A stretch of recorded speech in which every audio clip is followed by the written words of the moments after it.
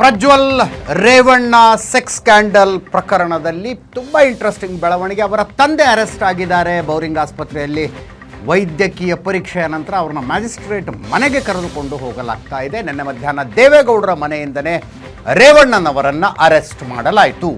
ಪ್ರಜ್ವಲ್ ಇನ್ನೇನು ದುಬೈನಿಂದ ಮಂಗಳೂರಿಗೆ ಬಂದು ಇಳಿತಾರೆ ಅನ್ನುವ ಸುದ್ದಿಯ ಮಧ್ಯದಲ್ಲಿ ಜುಡಿಷಿಯಲ್ ಕಸ್ಟಡಿಗೆ ರೇವಣ್ಣನವರನ್ನ ಕೊಡಲಾಗತ್ತಾ, ಪೊಲೀಸ್ ಕಸ್ಟಡಿಗೆ ವಾಪಸ್ ಪಡೆಯಲಾಗತ್ತಾ ಅನ್ನುವ ಕುತೂಹಲ. ಈಗ ರೇವಣ್ಣವರನ್ನ ಬೌರಿಂಗ್ ಆಸ್ಪತ್ರೆಯಿಂದ ಕರ್ಕೊಂಡು ಹೋಗ್ತಾ ಇದ್ದಾರೆ ಮ್ಯಾಜಿಸ್ಟ್ರೇಟ್ ಮನೆಗೆ. ನ್ಯಾಯಾಧೀಶರ ಮನೆಯಲ್ಲಿ ಅವರನ್ನು ಪ್ರೊಡ್ಯೂಸ್ ಮಾಡಲಾಗುತ್ತೆ. ಸಹಜ, ರೇವಣ್ಣನವರ ಪರ ವಕೀಲರು, ನಾಯಕ್ ಅನ್ನುವಂಥ ವಕೀಲರು ಜಾಮೀನಿಗಾಗಿ ವಾದವನ್ನು ಮಾಡಿಸ್ತಾರೆ. ದುರುದ್ದೇಶದಿಂದ ಬಂಧಿಸಲಾಗಿದೆ ಅಂತಾರೆ ರೇವಣ್ಣನವರು. ಏನೂ ಸಾಕ್ಷಿ ಇಲ್ಲ ನನ್ನ ವಿರುದ್ಧ, ದುರುದ್ದೇಶದಿಂದ ನನ್ನನ್ನು ಅರೆಸ್ಟ್ ಮಾಡಲಾಗಿದೆ, ಏನೂ ಸಾಕ್ಷಿ ಇಲ್ಲ, ರೇವಣ್ಣವರ ಮಾತು.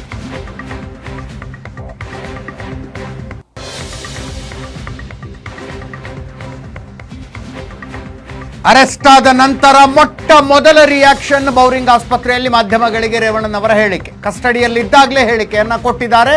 ಇದು ದುರುದ್ದೇಶದಿಂದ ನಡೆಸಲಾಗಿರುವ ಬಂಧನ, ದುರುದ್ದೇಶದಿಂದ ನನ್ನನ್ನು ಬಂಧಿಸಲಾಗಿದೆ, ಯಾವುದೇ ಸಾಕ್ಷ್ಯಗಳು ನನ್ನ ವಿರುದ್ಧ ಇಲ್ಲ ಅಂತಿದ್ದಾರೆ ರೇವಣ್ಣ. ದೇವೇಗೌಡರ ಕುಟುಂಬದಲ್ಲಿ ಮೊಟ್ಟ ಮೊದಲನೇ ಅರೆಸ್ಟ್ ಇದು. ಮುಂದಿನ ದಿನಗಳಲ್ಲಿ ಹೆಂಗೆ ಟರ್ನ್ ತೆಗೆದುಕೊಳ್ಳುತ್ತೋ ಗೊತ್ತಿಲ್ಲ. ನನ್ನ ಕೊಲೀಗ್ ಪ್ರಶಾಂತ್ ನಾಥು ಕೂಡ ನನ್ನ ಜೊತೆಗಿದ್ದಾರೆ. ಹಲೋ ಪ್ರಶಾಂತ್. ಒಂದು ಸಲ ರೇವಣ್ಣ ಏನು ಹೇಳಿದ್ರು ಬೌರಿಂಗ್ ಹಾಸ್ಪಿಟಲ್ ಕೇಳಿಸ್ಕೊಳ್ಳಿ. ರಾಜಕೀಯದಲ್ಲಿ ಯಾವುದೇ ಆಪಾದನೆ ಇಲ್ಲ.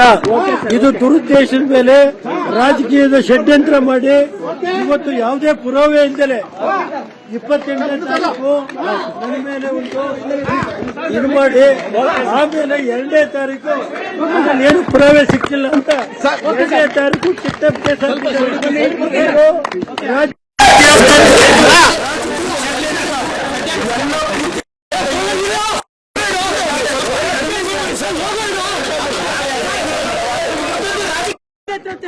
ರಾಜಕೀಯ ಷಡ್ಯಂತ್ರ.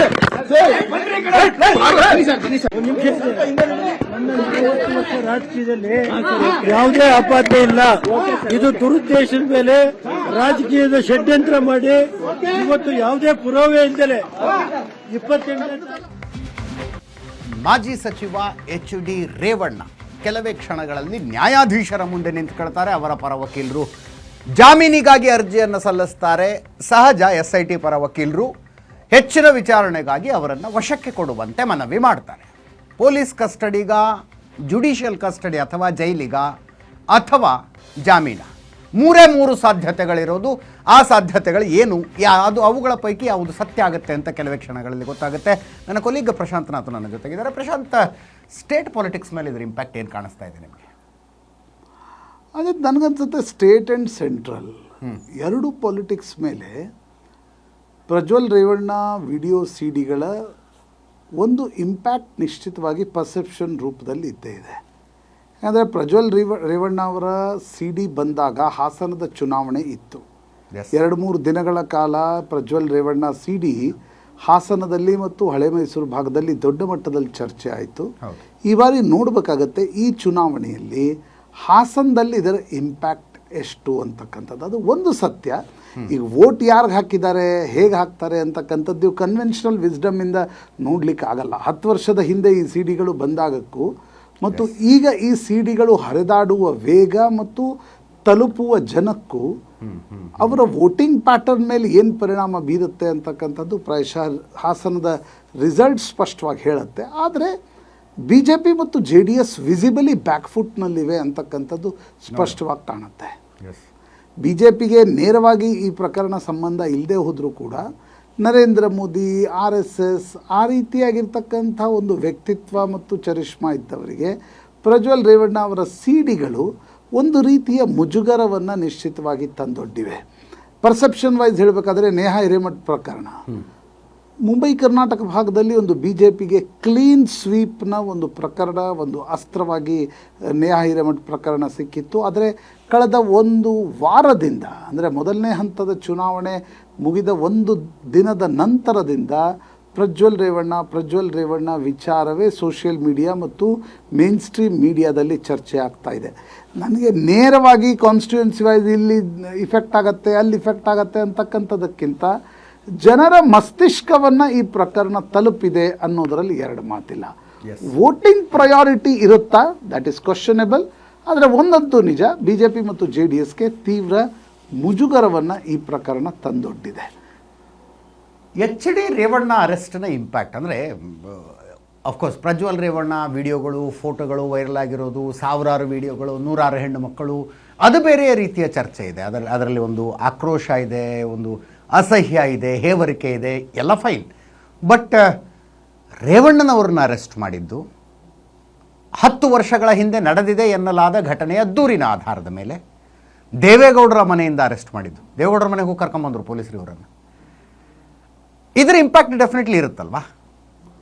ಅದೇ ನೋಡಿ, ಈಗ ನೀವು ನನಗಂದರೆ ನೆನಪರ ಪ್ರಕಾರ 2011ರಲ್ಲಿ ಯಡಿಯೂರಪ್ಪನವರ ಬಂಧನದ ನಂತರ ಓಕೆ ಇಷ್ಟು ದೊಡ್ಡ ರಾಜಕಾರಣಿಯನ್ನು, ಈಗ DK ಶಿವಕುಮಾರ್ ಬಂಧನ, ಯಡಿಯೂರಪ್ಪ ಅವರ ಬಂಧನ, ನಂತರ DK ಶಿವಕುಮಾರ್ ಬಂಧನ, ಅದಾದ ಮೇಲೆ ಇಷ್ಟು ದೊಡ್ಡ ರಾಜಕಾರಣಿಯನ್ನು ಬಂಧಿಸಿದ್ದು ಈ ಪ್ರಕರಣದಲ್ಲಿ.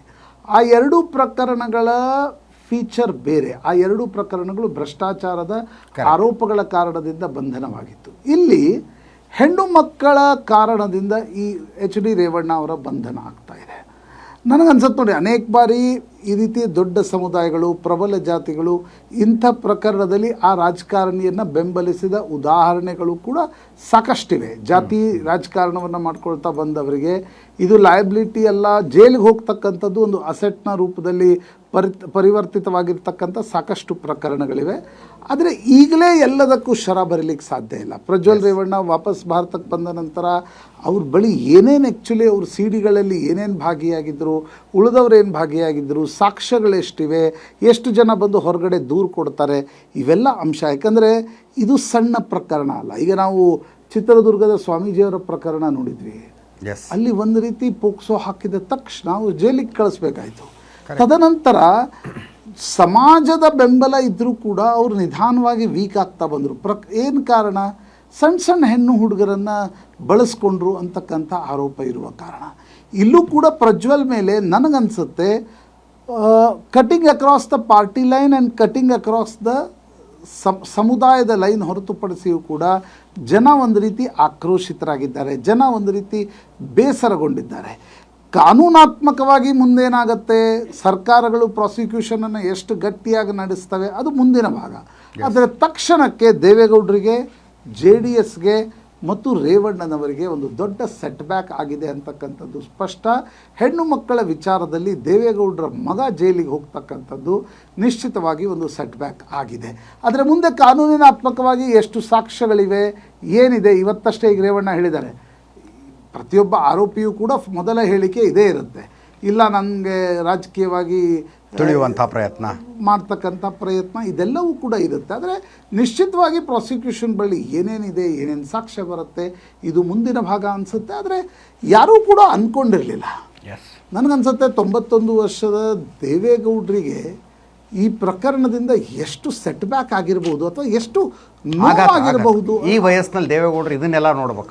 ಆಮೇಲೆ ದೇವೇಗೌಡರು, ನೀವು ಅವರ ರಾಜಕಾರಣವನ್ನು ಟೀಕಿಸ್ಬೋದು, ದೇವೇಗೌಡರ ರಾಜಕಾರಣದ ಬಗ್ಗೆ ನೀವು ಆರೋಪ ಪ್ರತ್ಯಾರೋಪಗಳನ್ನು ಮಾಡಬಹುದು. ಆದರೆ ದೇವೇಗೌಡರಿಗೆ ಈ ರೀತಿಯ ವಿಷಯದಲ್ಲಿ ಒಂದು ಕಳಂಕವೂ ಕೂಡ ಅವರ ಚಾರಿತ್ರ್ಯದ ವಿಷಯದಲ್ಲಿ ಬೊಟ್ಟು ಮಾಡಂಗಿಲ್ಲ. ಚಾರಿತ್ರ್ಯದ ವಿಷಯದಲ್ಲಿ ದೇವೇಗೌಡರ ಬಗ್ಗೆ ಯಾವತ್ತೂ ಯಾರಿಗೂ ಕಳಂಕ ಹಚ್ಚಲಿಕ್ಕೆ ಸಾಧ್ಯ ಆಗಿಲ್ಲ. ನನಗನ್ಸುತ್ತೆ, ನಾನೀಗ ಹೆಸರು ಹೇಳಲ್ಲ, ದೊಡ್ಡ ದೊಡ್ಡ ರಾಜಕಾರಣಿಗಳು ಏನು ಕರ್ನಾಟಕದಲ್ಲಿದ್ದರು, ಅವರು 5 ವರ್ಷ 10 ವರ್ಷದ ಅಧಿಕಾರ ನಂತರ ಅದೃಶ್ಯರಾಗ್ಬಿಟ್ರು. ಆದರೆ ಈ ಚಾರಿತ್ರ್ಯ ಗಟ್ಟಿತನದ ಕಾರಣದಿಂದ ದೇವೇಗೌಡರು ಸುದೀರ್ಘ ಅವಧಿಯ ರಾಜಕಾರಣವನ್ನು ಕರ್ನಾಟಕದಲ್ಲಿ ಮಾಡಲಿಕ್ಕೆ ಸಾಧ್ಯ ಆಯಿತು, ಪ್ರಾದೇಶಿಕ ಪಕ್ಷ ಕಟ್ಟಲಿಕ್ಕೆ ಸಾಧ್ಯ ಆಯಿತು. ಆದರೆ ಅವರ ಮಗ ಮತ್ತು ಮೊಮ್ಮಗನ ಮೇಲೆ ಬಂದಿರತಕ್ಕಂಥ ಈ ಆರೋಪಗಳು, ನನಗನ್ಸುತ್ತೆ ಈಗ ಮಗನ ಮೇಲಿನ ಆರೋಪಗಳು ಪ್ರೂವ್ ಆಗ್ತವಾ ಇಲ್ವಾ ಮುಂದಿನ ಕಾನೂನಿನ ಭಾಗ, ನಾವೀಗ ಕೂತ್ಕೊಂಡು ಜಡ್ಜ್ಮೆಂಟ್ ಬರೆಯಲ್ಲ. ಆದರೆ ಮೊಮ್ಮಗನ ಬಗ್ಗೆ ಇರತಕ್ಕಂಥ ವಿಡಿಯೋಗಳೇನಿವೆ ಅವು ಒಂದು ವೇಳೆ ಸಾಕ್ಷ್ಯಗಳಾಗಿ ಪರಿವರ್ತಿತವಾದರೆ ದೇವೇಗೌಡರ ಕುಟುಂಬವನ್ನು ಜರ್ಜರಿತರನ್ನಾಗಿ ಮಾಡತಕ್ಕಂಥ ಸಾಮರ್ಥ್ಯ ಆ ವಿಡಿಯೋಗಳಿಗಿದೆ ಅಂತಕ್ಕಂಥದ್ದು ಒಂದು ವಾರದಿಂದ ಗೊತ್ತಾಗ್ತಾ ಇದೆ. ಕೆಲವೇ ಕ್ಷಣಗಳಲ್ಲಿ ಮ್ಯಾಜಿಸ್ಟ್ರೇಟ್ ಮನೆಗೆ, ನ್ಯಾಯಾಧೀಶರ ಮನೆಗೆ ರೇವಣ್ಣ ಅವ್ರನ್ನ ಕರ್ಕೊಂಡು ಹೋಗ್ತಾರೆ. ಕೆಲವೇ ಕ್ಷಣಗಳು ಬೌರಿಂಗ್ ಆಸ್ಪತ್ರೆಯಲ್ಲಿ ವೈದ್ಯಕೀಯ ಪರೀಕ್ಷೆಯ ನಂತರ ನ್ಯಾಯಾಧೀಶರ ಮುಂದೆ ಪ್ರೊಡ್ಯೂಸ್ ಮಾಡ್ತಾರೆ. SIT ಅವರು 1 ವಾರದ ಕಾಲ ರೇವಣ್ಣನವರನ್ನ ಹೆಚ್ಚಿನ ವಿಚಾರಣೆಗಾಗಿ ತಮ್ಮ ವಶಕ್ಕೆ ಕೇಳುವ ಸಾಧ್ಯತೆ ಇದೆ. 1 ವಾರ ಪೊಲೀಸ್ ಕಸ್ಟಡಿಗೆ ರೇವಣ್ಣನವರನ್ನ ಕೇಳುವ ಸಾಧ್ಯತೆ ಇದೆ. ಇಂಥ ಸಂದರ್ಭದಲ್ಲಿ ಈ ಪ್ರಕರಣದಲ್ಲಿ ಈ ಹಂತದಲ್ಲಿ ಜಾಮೀನು ಸಿಗಬಹುದಾ? ಹಿಂದಿನ ನಿದರ್ಶನಗಳನ್ನು ನೋಡಿದ್ರೆ ಅದರ ಸಾಧ್ಯತೆ ತೀರಾ ಕಡಿಮೆ ಅನ್ಸುತ್ತೆ. ಹಿಂದಿನ ನಿದರ್ಶನಗಳನ್ನು ನೋಡಿದ್ರೆ ಜಾಮೀನು ಸಿಗುವ ಸಾಧ್ಯತೆ ಈ ಹಂತದಲ್ಲಿ ತುಂಬ ಕಡಿಮೆ. ಹಾಕಲಾಗಿರುವ IPC ಸೆಕ್ಷನ್ಗಳ ಸೀರಿಯಸ್ ಆಗಿದ್ದಾವೆ, ನಾನ್ ಬೇಲೇಬಲ್ ಆಗಿದ್ದಾವೆ. ಅಕಸ್ಮಾತ್ ರೇವಣ್ಣನವರ ಕಡೆಯ ವಕೀಲರು ಇವತ್ತೇನಾದರೂ ವಾದ ಮಂಡನೆ ಮಾಡಿದ್ರೆ SIT ಅವರಿಗೆ ಆಬ್ಜೆಕ್ಷನ್ ಹಾಕೋದಕ್ಕೆ ಕಾಲಾವಕಾಶವನ್ನು ಕೊಡಲಾಗುತ್ತೆ. 1 ವಾರದ ಕಾಲ ಪೊಲೀಸ್ ಕಸ್ಟಡಿಗೆ ಕೇಳುವ ಸಾಧ್ಯತೆಗಳು ಕಾಣಿಸ್ತಾ ಇದೆ. 1 ವಾರ ಕೊಡಲಾಗುತ್ತಾ? ಅದಕ್ಕಿಂತ ಕಡಿಮೆ ಮಾಡಿ ಕೊಡ್ತಾರಾ? ಗೊತ್ತಿಲ್ಲ.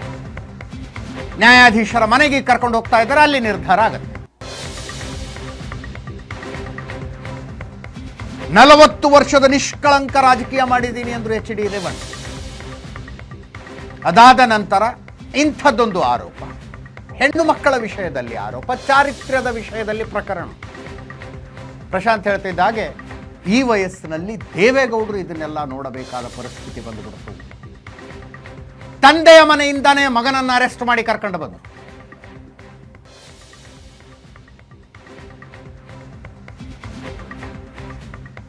ಪ್ರಶಾಂತ್, ಈ ಪ್ರಕರಣದಲ್ಲಿ ದೇವರಾಜೇಗೌಡ ಅವನ ಹೆಸರು ನೀವು ಕೂಡ ಕೇಳಿರ್ತೀರಿ, ಮತ್ತೆ ಹಾಸನದ ಬಿಜೆಪಿ ಮುಖಂಡ. ಅವರು SIT ತನಿಖೆಗೆ ಬಂದಂತಹ ಸಂದರ್ಭದಲ್ಲಿ ಒಂದು ಹೇಳಿಕೆಯನ್ನು ಕೊಟ್ಟರು. ಎಷ್ಟರ ಮಟ್ಟಿಗೆ ಸೀರಿಯಸ್ ಆಗಿ ತಗೋಬೇಕೋ ಗೊತ್ತಿಲ್ಲ ನನಗೆ. ಹಾಸನದಲ್ಲಿ ಒಕ್ಕಲಿಗ ನಾಯಕತ್ವ ಯಾರದ್ದು ಅನ್ನುವ ವಿಷಯದಲ್ಲಿ ತೀರ್ಮಾನಿಸೋದಕ್ಕೆ ಇಷ್ಟೆಲ್ಲ ಆಗ್ತಾ ಇದೆ, ನಂಬರ್ 1.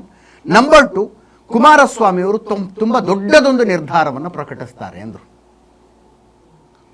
ಅದಕ್ಕೆ ನನಗನ್ಸುತ್ತೆ ನೋಡಿ, ಲೆಟ್ ಅಸ್ ಡಿಸ್ಕಸ್ ಒಕ್ಕಲಿಗ ನಾಯಕತ್ವ. ಅದಕ್ಕೋಸ್ಕರ ಇಷ್ಟೆಲ್ಲ ನಡೀತಾ ಇದೆಯಾ? That is a by product of this all CDs. Okay ನೋಡಿ, ಒಕ್ಕಲಿಗ ನಾಯಕತ್ವ ಯಾರದು ಅನ್ನುವ ಕಾರಣಕ್ಕೋಸ್ಕರ CDಗಳಾಗಿಲ್ಲ.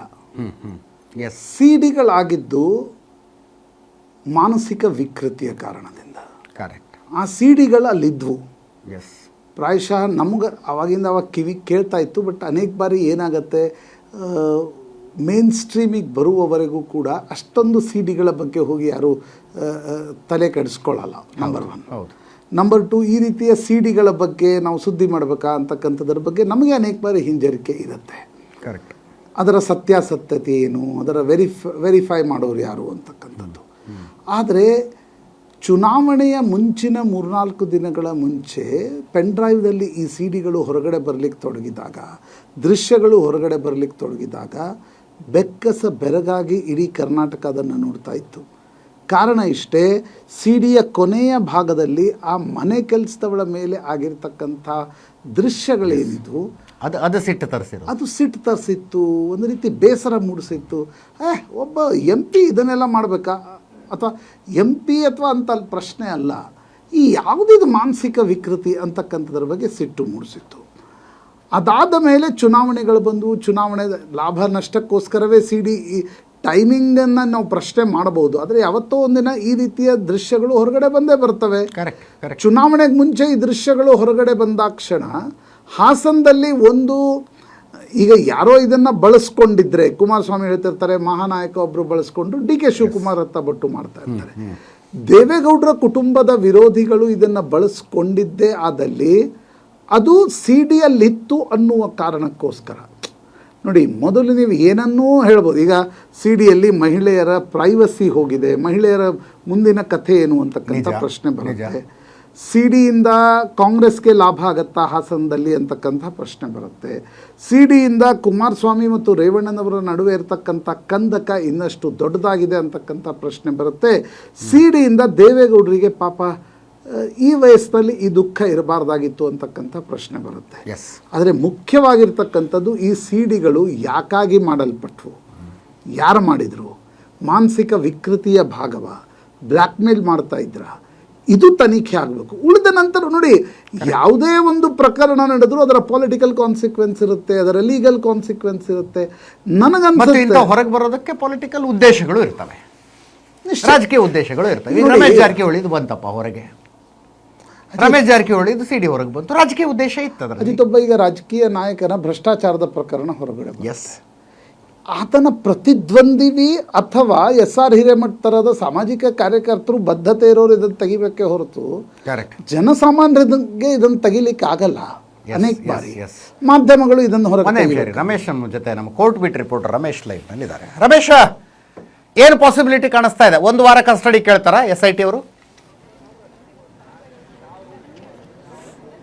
ಅಜಿತ್, ಏನೋ ನಿನ್ನೆ ಸಂಜೆ 6:50 ಸುಮಾರಿಗೆ ಕಸ್ಟಡಿ ಪಡೆದಂತ SIT ಅಧಿಕಾರಿಗಳು ಕರ್ಕೊಂಡೋಗಿ ಒಂದಷ್ಟು ಮಿನಿಮಮ್ ಲೀಗಲ್ ಪ್ರೊಸೀಜರ್ಗಳಿಂದ ಅದನ್ನು ಮುಗಿಸಿರುವಂತದ್ದು. ಅಂದ್ರೆ ಕಸ್ಟಡಿ ಪಡೆದದ್ದು 6:50 ಆದ್ರೂ ಕೂಡ ಅದಾದ ನಂತರ ಕಸ್ಟಡಿ SIT ಕಚೇರಿ ಕರ್ಕೊಂಡು ಹೋದ ನಂತರ ಕೆಲ ಸಮಯ ಆದ ನಂತರ ಅರೆಸ್ಟ್ ಪ್ರೊಸೀಜರ್ ಮಾಡಿದರೆ ಆ ಒಂದು ಸಮಯದ 24 ಗಂಟೆ ಒಳಗಾಗಿ ಕೋರ್ಟ್ ಮುಂದೆ ಪ್ರೊಡ್ಯೂಸ್ ಮಾಡಬೇಕು. ಆ ನಿಟ್ಟಿನಲ್ಲಿ ಪ್ರೊಡ್ಯೂಸ್ ಮಾಡಲಿಕ್ಕೆ ಸಿದ್ಧತೆಯನ್ನು ಮಾಡ್ಕೊಂಡಿರುವಂತದ್ದು ನಾವೀಗ ಏನು ವಿಜುವಲ್ಸ್ ಅಲ್ಲಿ ನೋಡ್ತಾ ಇದ್ವಿ. ಅಂದ್ರೆ NGV ಯಲ್ಲಿರುವಂತಹ ನ್ಯಾಯಾಧೀಶರ ಕಚೇರಿಯ ಮುಂದೆ ಸಾಕಷ್ಟು ಏನೋ ಪೊಲೀಸ್ ಬಿಗಿ ಭದ್ರತೆಯನ್ನು ಮಾಡ್ಕೊಂಡಿರುವಂತದ್ದು. ಮತ್ತೆ ವಿಜುವಲ್ಸ್ ಅಲ್ಲಿ ನಾವು ನೋಡ್ತಾ ಇದ್ವಿ, ವಕೀಲರು ಏನ್ ಕಾಣ್ತಿದ್ದಾರೆ, ರೇವಣ್ಣ ಪರ ವಕೀಲರು ಕೂಡ ಕೆಲವರು ಈಗಾಗಲೇ ಬಂದು ಯಾವ ಸಂದರ್ಭಕ್ಕೆ ಅವ್ರನ್ನ ಹಾಜರುಪಡಿಸಿದ ಸಂದರ್ಭದಲ್ಲಿ ಅಂದ್ರೆ PC ಕಸ್ಟಡಿಗೆ ಕೊಡಬಾರದು ಅನ್ನುವಂಥದ್ದನ್ನ ಆರ್ಗ್ಯುಮೆಂಟ್ ಮಾಡ್ಲಿಕ್ಕೆ ಕಾಯ್ತಾ ಇರುವಂತದ್ದು. ಆದ್ರೆ ನಮಗೆ ಸಿಗ್ತಂತ ಮಾಹಿತಿ ಪ್ರಕಾರ SIT ಅಧಿಕಾರಿಗಳು ಹೆಚ್ಚಿನ ವಿಚಾರಣೆಗಾಗಿ ತಮ್ಮ ಕಸ್ಟಡಿಗೆ ಕೊಡಿ ಅಂತೇಳಿ ಆರ್ಗ್ಯುಮೆಂಟ್ ಅನ್ನ ಮಾಡ್ಲಿಕ್ಕೆ, ಒಂದು ವಶಕ್ಕೆ ಪಡ್ಕೊಳ್ಳಕ್ಕೆ ಒಂದಷ್ಟು ತಯಾರಿಗಳನ್ನ ಮಾಡ್ಕೊಂಡಿದ್ದಾರೆ ಅನ್ನುವಂಥದ್ದು. ಮತ್ತೆ ಸುಮಾರು ಒಂದು ವಾರಗಳ ಕಾಲ ವಶಕ್ಕೆ ಪಡೆಯಬಹುದು ಅನ್ನುವಂತ ಒಂದಷ್ಟು ಮಾಹಿತಿಗಳು ಸಿಗ್ತಾ ಇರುವಂತದ್ದು. SIT ಮೂಲಗಳು ಹೇಳ್ತಿರೋ ಪ್ರಕಾರ ನಾವು ಕಸ್ಟಡಿಗೆ ಕೇಳ್ತೇವೆ,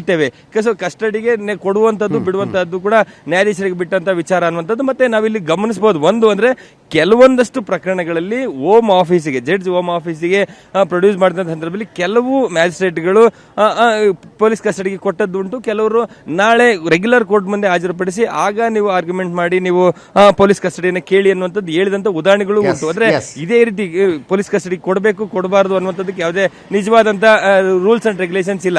ಸೊ ನಾನು ಬರೀ 3 ಪಾಸಿಬಿಲಿಟಿ ಬಗ್ಗೆ ಹೇಳ್ತಾ ಇದ್ದೆ. ಸೊ ಈಗ 4ನೇ ಪಾಸಿಬಿಲಿಟಿ ಕೂಡ ಇದೆ. ಒಂದು ಪಾಸಿಬಿಲಿಟಿ ನೇರವಾಗಿ ಜುಡಿಷಿಯಲ್ ಕಸ್ಟಡಿ ಕಳಿಸುವಂಥದ್ದು, ಇನ್ನೊಂದು ಪಾಸಿಬಿಲಿಟಿ ಪೊಲೀಸ್ ಕಸ್ಟಡಿ ಕೊಡುವಂಥದ್ದು. ಅದರಲ್ಲಿ ಲೀಸ್ಟ್ ಪಾಸಿಬಿಲಿಟಿ ರೇವಣ್ಣನವರ ಪರ ವಕೀಲರು ಬಂದು ವಾದ ಮಂಡಿಸಿದ ಆಧಾರದ ಮೇಲೆ ರೇವಣ್ಣವರಿಗೆ ಜಾಮೀನು ಕೊಟ್ಟು ಬಿಡುವಂಥದ್ದು. ಅದು ಲೀಸ್ಟ್ ಪಾಸಿಬಿಲಿಟಿ ಅಂದೆ. ಅದರಲ್ಲಿ 4ನೇ ಪಾಸಿಬಿಲಿಟಿ ಕೂಡ ಇದೆ, ಮನೆಯಲ್ಲಿ ಬೇಡ, ನಾಳೆ ರೆಗ್ಯುಲರ್ ಆಗಿ ಕೋರ್ಟ್ಗೆ ತಂದು ಹಾಜರುಪಡಿಸಿ ಅಲ್ಲಿ ತನಕ ಜೈಲಿನಲ್ಲಿಡಿ ಅಂತ ಕೂಡ ಹೇಳಬಹುದು.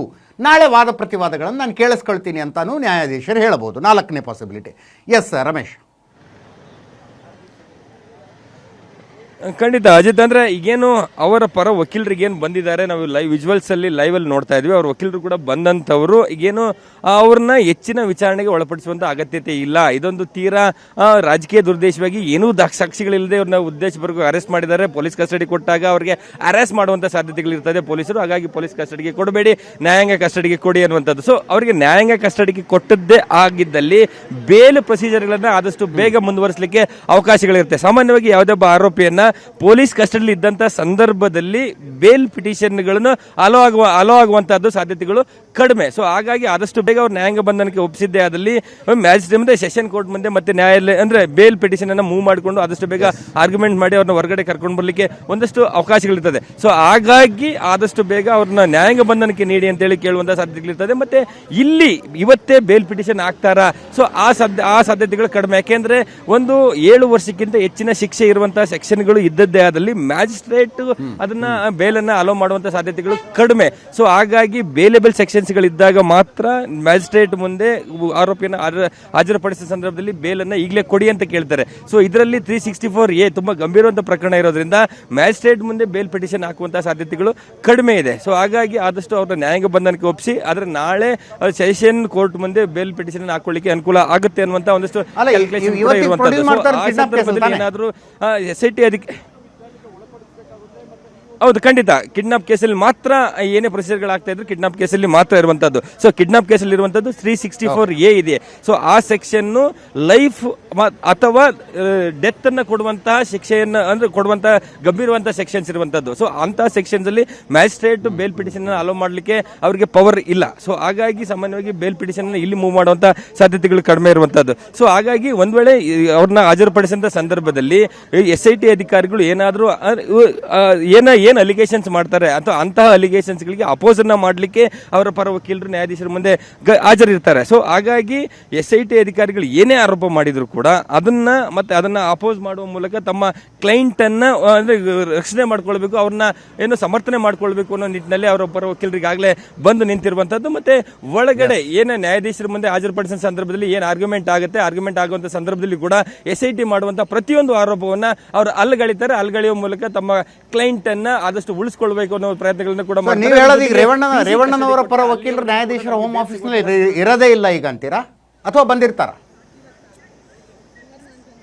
ಅಲ್ಲ, ಒಳಗಡೆ ಇರ್ತಾರೆ. ಅಂದ್ರೆ ಅವ್ರನ್ನ ಆರ್ಗ್ಯುಮೆಂಟ್ ಮಾಡುವಂಥ ಸಂದರ್ಭದಲ್ಲಿ ಅಂದ್ರೆ ಅವ್ರನ್ನ ಪ್ರೊಡ್ಯೂಸ್ ಮಾಡೋ ಸಂದರ್ಭದಲ್ಲಿ ಅವ್ರ ಪರವಾಗಿ ಅವರು ಅಲ್ಲಿ ಹಾಜರಾಗ್ತಾರೆ. ಸೊ ಹಾಜರಾದ್ರೂ ಕೂಡ ಬೇಲ್ ಪಿಟಿಷನ್ ಮೂವ್ ಮಾಡುವಂಥ ಸಾಧ್ಯತೆಗಳು ಕಡಿಮೆ. ಸೊ ಆದ್ರೆ SIT ಅಧಿಕಾರಿಗಳು ರಿಮಾಂಡ್ ಅಪ್ಲಿಕೇಶನ್ ಕೊಟ್ಟು ಅವ್ರು ಏನು ಅಲಿಗೇಷನ್ಸ್ ಮಾಡ್ತಾರೆ ಆ ಅಲಿಗೇಷನ್ಸ್ಗಳಿಗೆ ಒಂದಷ್ಟು ಅಪೋಸ್ ಮಾಡುವ ಮೂಲಕ ನಮ್ಮ ಕ್ಲೈಂಟ್ ಈ ರೀತಿ ಆರೋಪ ಮಾಡಿಲ್ಲ, ಸೊ ಹಾಗಾಗಿ ಅವ್ರನ್ನ PC ಕಸ್ಟಡಿಗೆ ಕೊಡಬೇಡಿ, ನ್ಯಾಯಾಂಗ ಬಂಧನಕ್ಕೆ ನೀಡಿ ಅನ್ನುವಂಥ ಮನವಿಯನ್ನು ಮಾಡುವಂಥ ಸಾಧ್ಯತೆಗಳಿರ್ತದೆ. ಆದ್ರೆ ಪೊಲೀಸರು ಮಾತ್ರ ಇವ್ರನ್ನ ಏನು ಅರೆಸ್ಟ್ ಮಾಡಿದ್ವಿ, ಸಾಕಷ್ಟು ಸಾಕ್ಷಿಗಳಿದೆ, ಇದು ಗಂಭೀರ ಪ್ರಕರಣ ಇದೆ, ಸೊ ಇದನ್ನ ಇನ್ನೂ ಸಾಕಷ್ಟು ತನಿಖೆ ಮಾಡಬೇಕಾದಂತ ಅಗತ್ಯ ಇದೆ, ಅಲ್ಲಿ ಮಾಜರಿಗೆ ಬೇರೆ ಬೇರೆ ಕಡೆ ಕರ್ಕೊಂಡು ಹೋಗಬೇಕು, ಸಂತ್ರಸ್ತೆ ಸಿಕ್ಕಿದ್ದಾರೆ ಅವರ ಹೇಳಿಕೆಯನ್ನು ಪಡ್ಕೊಂಡು ಅದಾದ ನಂತರ ಆ ಹೇಳಿಕೆ ಮೇಲೆ ಕ್ವಶನ್ ಮಾಡಬೇಕು. ಸೊ ಇನ್ನೂ ಸಾಕಷ್ಟು ತನಿಖೆ ಅಗತ್ಯ ಇರೋದ್ರಿಂದ 1 ವಾರಗಳ ಕಾಲ ನಮಗೆ ಕಸ್ಟಡಿ ಕೊಡಿ ಅಂತೇಳಿ ಮನವಿಯನ್ನು ಮಾಡ್ತಾರೆ. ಸೊ ಹಾಗಾಗಿ ಒಂದು ಪೊಲೀಸರು ತಮ್ಮ ಕಸ್ಟಡಿ ಕೊಡವಿ ಅನ್ನುವಂಥ ವಾದವನ್ನು ಗಂಭೀರವಾಗಿ ಪರಿಗಣಿಸಿದ್ರೆ ಪೊಲೀಸ್ ಕಸ್ಟಡಿ ಕೊಡಬೇಡಿ ಅನ್ನುವಂಥದ್ದು ಪ್ರಮುಖವಾದ ರೇವಣ್ಣ ಪರ ವಕೀಲರದ್ದಾಗಿರ್ತದೆ. ಸೊ ಹಾಗಾಗಿ ಕೊನೆಗೆ ಯಾರ ವಾದ ಅಲ್ಲಿ ಮೇಲ್ಗೈ ಆಗುತ್ತೆ, ನ್ಯಾಯಾಧೀಶರು ಯಾವ ರೀತಿ ಅಂತ ಆದೇಶವನ್ನು ಮಾಡ್ತಾರೆ ಅನ್ನುವಂಥದ್ದು ಮೇಲ್ನೋಟಕ್ಕೆ ಕಂಡು ಬರುವಂತದ್ದು. ಮತ್ತೆ ಈ ಪ್ರಕರಣ ಮೇಲ್ನೋಟಕ್ಕೆ ಕಂಡ್ರೆ ಪೊಲೀಸ್ ಕಸ್ಟಡಿ ತೀರಾ ಅತ್ಯಗತ್ಯ ಆಗಿರುವಂತಹ ಪ್ರಕರಣ ಆಗಿರುವಂತದ್ದು. ಆದ್ರೆ ಹೋಮ್ ಆಫೀಸಲ್ಲಿ ಪೊಲೀಸ್ ಕಸ್ಟಡಿಗೆ ಕೊಡಿ ಅನ್ನುವಂತ ಆದೇಶವನ್ನ ಪುರಸ್ಕರಿಸ್ತಾರ ಅಥವಾ ನಾಳೆ ರೆಗ್ಯುಲರ್ ಕೋರ್ಟ್ ಮುಂದೆ ಬಂದು ನೀವು ಆರ್ಗ್ಯೂ ಮಾಡಿ ಒಂದು ಸಣ್ಣ ಬ್ರೇಕ್ ಮುಗಿಸ್ಕೊಂಡು ಬರ್ತೀನಿ ರೀ ರಮೇಶ್, ಒಂದು ಸಣ್ಣ ಬ್ರೇಕ್ ಮುಗಿಸ್ಕೊಂಡು ಬರ್ತೀನಿ. ಈಗಾಗಲೇ ಬೌರಿಂಗ್ ಆಸ್ಪತ್ರೆಯಲ್ಲಿ ವೈದ್ಯಕೀಯ ಪರೀಕ್ಷೆಯನ್ನು ಮುಗಿಸಿದ ನಂತರ ಕೋರಮಂಗಲದಲ್ಲಿ ನ್ಯಾಷನಲ್ ಗೇಮ್ಸ್ ವಿಲೇಜ್ನಲ್ಲಿ ನ್ಯಾಯಾಧೀಶರ ಮನೆಗೆ ಕರ್ಕೊಂಡು ಹೋಗ್ತಾ ಇದ್ದಾರೆ ಪೊಲೀಸರು. ಮಾಧ್ಯಮಗಳ ಕ್ಯಾಮರಾಗಳಿಗೆ ಕೈ ಬೀಸಿ HD ರೇವಣ್ಣ ಪೊಲೀಸ್ ಕಸ್ಟಡಿಯಲ್ಲಿ ತೆರಳಿದರು. ಒಂದು ಸಣ್ಣ ಬ್ರೇಕ್ ಮುಗಿಸ್ಕೊಂಡು ವಾಪಸ್ ಬರ್ತೀವಿ. ಮಾಜಿ ಸಚಿವ HD ರೇವಣ್ಣನವರನ್ನ ಬೌರಿಂಗ್ ಆಸ್ಪತ್ರೆಯಲ್ಲಿ ವೈದ್ಯಕೀಯ ಪರೀಕ್ಷೆಯ ನಂತರ ಮ್ಯಾಜಿಸ್ಟ್ರೇಟ್ ಮನೆಗೆ ಕರ್ಕೊಂಡು ಹೋಗ್ತಾ ಇದ್ದಾರೆ, ನ್ಯಾಯಾಧೀಶರ ಮನೆಗೆ ಕರ್ಕೊಂಡು ಹೋಗ್ತಾ ಇದ್ದಾರೆ. ಅವರ ಹೋಮ್ ಆಫೀಸ್ನಲ್ಲಿ ಗೃಹ ಕಚೇರಿಯಲ್ಲಿ ಅವರೆದುರಿಗೆ SIT ಅವರು ಹಾಜರುಪಡಿಸ್ತಾರೆ HD ರೇವಣ್ಣ. 6:50 ನಿನ್ನೆ 6:50 ಅರೆಸ್ಟ್ ತೋರಿಸಿದ್ದಾರೆ. 6:50 ಇವರನ್ನು ವಶಕ್ಕೆ ಪಡೆದಿದ್ದೀವಿ ಅಂತ. ಒಂದು ಸಲ ಅರೆಸ್ಟ್ ಮಾಡಿದ ನಂತರ 24 ಗಂಟೆಗಳ ಒಳಗಾಗಿ ನ್ಯಾಯಾಧೀಶರ ಎದುರು ಹಾಜರುಪಡಿಸಬೇಕು ಅಂತ ಕಾನೂನು ಇರುವಂಥದ್ದು. ಆ ಪ್ರಕಾರ 6:50 ಹೊತ್ತಿಗೆ ನ್ಯಾಯಾಧೀಶರ ಮುಂದೆ ಹಾಜರುಪಡಿಸೋದಕ್ಕೆ ಕರ್ಕೊಂಡು ಹೋಗ್ತಾ ಇದ್ದಾರೆ. ಅಲ್ಲಿ ಈ ಕೇಸ್ನಲ್ಲಿ HD ರೇವಣ್ಣನವರ ಮುಂದಿನ ಭವಿಷ್ಯ ಒಂದು ತೀರ್ಮಾನ ಆಗುತ್ತೆ. ಇವತ್ತು ರಾತ್ರಿ ಜೈಲಲ್ಲಿರಬೇಕಾಗತ್ತಾ, ಇವತ್ತು ರಾತ್ರಿ SIT ಆಫೀಸ್ನಲ್ಲಿರಬೇಕಾಗತ್ತಾ, ಅಥವಾ rarest of the rare case, ಅಪರೂಪದಲ್ಲೇ ಅಪರೂಪ, ಇದರ ಸಾಧ್ಯತೆ ಎಷ್ಟು ಅಂದರೆ 0.0000 ಎಷ್ಟು 0 ಹಾಕ್ಕೊಂಡು ಅದರ ಮುಂದೆ 1 ಅಂತ ಬರೆದು ಅಷ್ಟು % ಮಾತ್ರ ಸಾಧ್ಯತೆ ಇರುವಂಥದ್ದು ಜಾಮೀನು ಸಿಗುವಂಥದ್ದು. ಅದಿದೆಯಾ ನೋಡೋಣ, ಲೆಟಸ್ ಸಿ. ಈ ಮಧ್ಯದಲ್ಲಿ ನನಗೆ ತುಂಬ ಹಿಂದೆನೇ ಯಾವಾಗ ಈ ಪ್ರಕರಣದ ಗ್ರಾವಿಟಿ ಹೊರಗೆ ಬರ್ತಲ್ಲ, ಇದರ ಆಳ ಅಗಲಗಳ ತಿಳ್ಕೊಂಡು ಗೊತ್ತಾಯ್ತಲ್ಲ, ಅವತ್ತೇ ಅನಿಸಿತ್ತು ಕೆಲವೇ ದಿನಗಳಲ್ಲಿ SIT ಅವರು ಒಂದು ಹೆಲ್ಪ್ಲೈನ್ ಕೊಡಬೇಕಾಗತ್ತೆ. ಪ್ರಜ್ವಲ್ ರೇವಣ್ಣನಿಂದ ದೌರ್ಜನ್ಯಕ್ಕೊಳಗಾದ ಹೆಣ್ಣು ಮಕ್ಕಳು ಈ ನಂಬರ್ಗೆ ಕರೆ ಮಾಡಿ ಮತ್ತು ನಿಮ್ಮ ಹೆಸರನ್ನು ಮಾಹಿತಿಯನ್ನು ಗೌಪ್ಯವಾಗಿಡಲಾಗುವುದು, ನಿಮಗೆ ರಕ್ಷಣೆ ಕೊಡಲಾಗುವುದು ಅಂತ ಹೇಳ್ಕೊಂಡು ಒಂದು ಫೋನ್ ನಂಬರ್ ಕೊಡಬೇಕಾದ ಪರಿಸ್ಥಿತಿ ಬರುತ್ತೇನೋ ಅಂತ ಅನಿಸಿತ್ತು. ಬಂದಿದೆ ಆ ಪರಿಸ್ಥಿತಿ. ಆಕ್ಚುಲಿ ಹೆಲ್ಪ್ಲೈನ್ ಶುರು ಮಾಡಿದ್ದಾರೆ SIT. ಈ ಪ್ರಕರಣದಲ್ಲಿ ಸಂತ್ರಸ್ತೆಯರಿಗೆ ದೂರು ಕೊಡೋದಕ್ಕೆ ಹೆಲ್ಪ್ಲೈನ್ ಒಂದು ಡೆಡಿಕೇಟೆಡ್ ನಂಬರ್ ಕೊಟ್ಟಿದ್ದಾರೆ. 6360938947 6360938947 SIT ಹೆಲ್ಪ್ಲೈನ್ ಇದು. ಲೈಂಗಿಕ ಕಿರುಕುಳಕ್ಕೊಳಗಾದವರು ದೂರು ಕೊಡಿ, ನಿಮ್ಮ ಹೆಸರು ಮಾಹಿತಿ ವಿವರಗಳನ್ನು ಗೌಪ್ಯವಾಗಿ ಇಡಲಾಗುವುದು. SIT ಅವರು ಹೇಳ್ತಾ ಇದ್ದಾರೆ.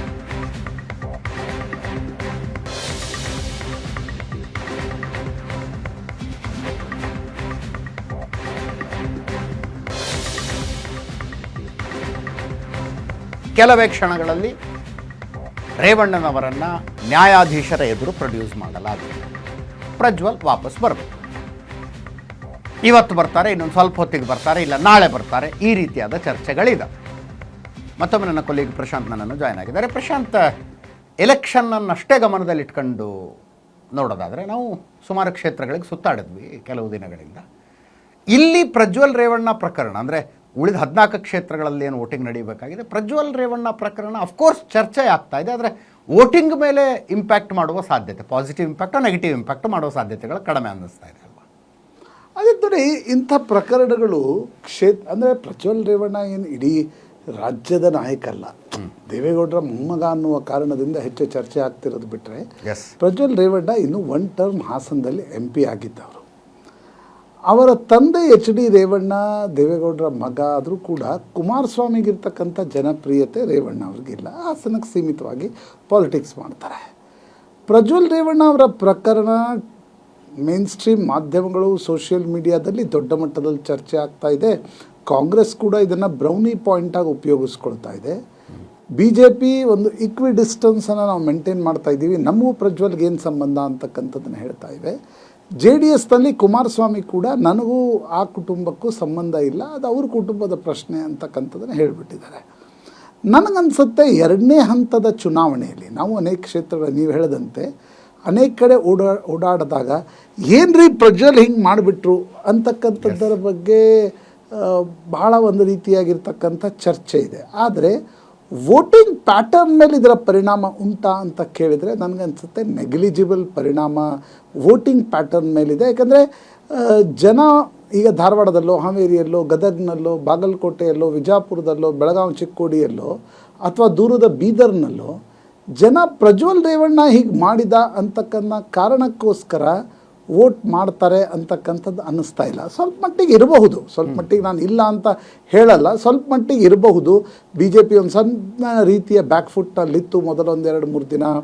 JDS ಮುಂದೇನು ಅಂತಕ್ಕಂಥ ಪ್ರಶ್ನೆಯಲ್ಲಿದೆ. ಆದರೆ ದೊಡ್ಡ ಮಟ್ಟದ ಪರಿಣಾಮ 2ನೇ ಹಂತದಲ್ಲಿ ಆಗಲಿಕ್ಕಿಲ್ಲ. ಮೊದಲನೇ ಹಂತದಲ್ಲಿ ನೋಡ್ಲಿಕ್ಕೆ ಸಿಕ್ಕರೆ ಹಾಸನದಲ್ಲಿ ಇದರ ಪರಿಣಾಮ ಏನು ಅಂತಕ್ಕಂಥದ್ರ ಬಗ್ಗೆ ಅತಿ ಹೆಚ್ಚು ಕುತೂಹಲ ಇದೆ. ಮತ್ತು ಇಂಥ ವಿಚಾರಗಳು ಅನೇಕ ಬಾರಿ ಅಜಿತ್ ಅದು ಸಾರ್ವಜನಿಕ ಚರ್ಚೆ ಆಗುವಾಗ ನಿಷ್ಕರ್ಷೆ ಬೇರೆ ಇರುತ್ತೆ, ವೈಯಕ್ತಿಕ ಮಟ್ಟದಲ್ಲಿ ಚರ್ಚೆ ಆಗುವಾಗ ನಿಷ್ಕರ್ಷೆ ನಿಶ್ಚಿತವಾಗಿ ಬೇರೆ ಇರುತ್ತೆ. ಹೀಗಾಗಿ ಇದರ ಇಂಪ್ಯಾಕ್ಟ್ ಪಾಲಿಟಿಕಲಿ ಏನು, ಈಗ ಜಾರಕಿಹೊಳಿ ಅವರದು ಈ ರೀತಿಯ ಒಂದು ಪ್ರಕರಣ ಬಂದಿತ್ತು. ಗೋಕಾಕ್ನಲ್ಲಿ ಇದರ ಇಫೆಕ್ಟ್ ಏನಿತ್ತು? ಲಕ್ಷ್ಮಣ್ ಸವದಿ ಮತ್ತು CC ಪಾಟೀಲ್ ಸದನದಲ್ಲಿ ಏನೋ ನೋಡಿದರು ಅಂತಕ್ಕಂಥದ್ರ ಬಗ್ಗೆ ಚರ್ಚೆ ಆಯಿತು. ನರಗುಂದದಲ್ಲಿ ಮತ್ತು ಅಥಣಿಯಲ್ಲಿ 2013ರ ಇಲೆಕ್ಷನ್ನಲ್ಲಿ ಇದರ ಇಂಪ್ಯಾಕ್ಟ್ ಎಷ್ಟಿತ್ತು? ಈ ಕಾರಣದಿಂದ ಸೋಲು ಗೆಲುವು ನಿರ್ಣಯ ಆಗಿತ್ತ? ಅದೇ ರೀತಿ ಆದರೆ ಪ್ರಜ್ವಲ್ ರೇವಣ್ಣ ಅವರ ವಯಸ್ಸು, ದೇವೇಗೌಡರ ಮೊಮ್ಮಗ, ನರೇಂದ್ರ ಮೋದಿ ಜೊತೆ ಒಂದು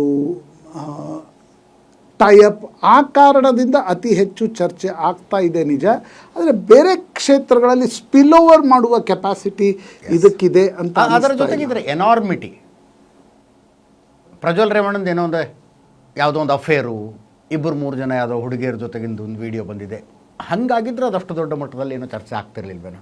ಜನ ಇದ್ರ ಬಗ್ಗೆ ಒಂದು ಸ್ವಲ್ಪ ಏನು ವಿಶಾಲ ಹೃದಯಗಳಾಗಿದ್ದಾರೇನೋ ಇಂಥ ಈ ರೀತಿಯಾದಂಥ ಸೆಕ್ಸ್ ಸ್ಕ್ಯಾಂಡಲ್ಗಳ ಬಗ್ಗೆ. ಆದರೆ ಪ್ರಜ್ವಲ್ ರೇವಣ್ಣಂದು ಎನಾರ್ಮಿಟಿ ಇದೆಯಲ್ಲ, ಗ್ರಾವಿಟಿ ಇದೆಯಲ್ಲ, ದಟ್ ಈಸ್ ಹ್ಯೂಜ್ ಥಿಂಗ್ ಅಂತ ಅಲ್ಲ. ಅಂದರೆ ಈ ಕೆಲಸದವ್ರನ್ನ ಬಳಸ್ಕೊಳ್ತಕ್ಕ ಅಲ್ಲಿ ಏನಾಗಿದೆ ಹಾಸನದಲ್ಲಿ, ಈಗ ದೇವರಾಜೇಗೌಡ ಅವರ ವೈಯಕ್ತಿಕ ಜೀವನ ಇದರಿಂದ ಇಂಪ್ಯಾಕ್ಟ್ ಆಗಿದೆ.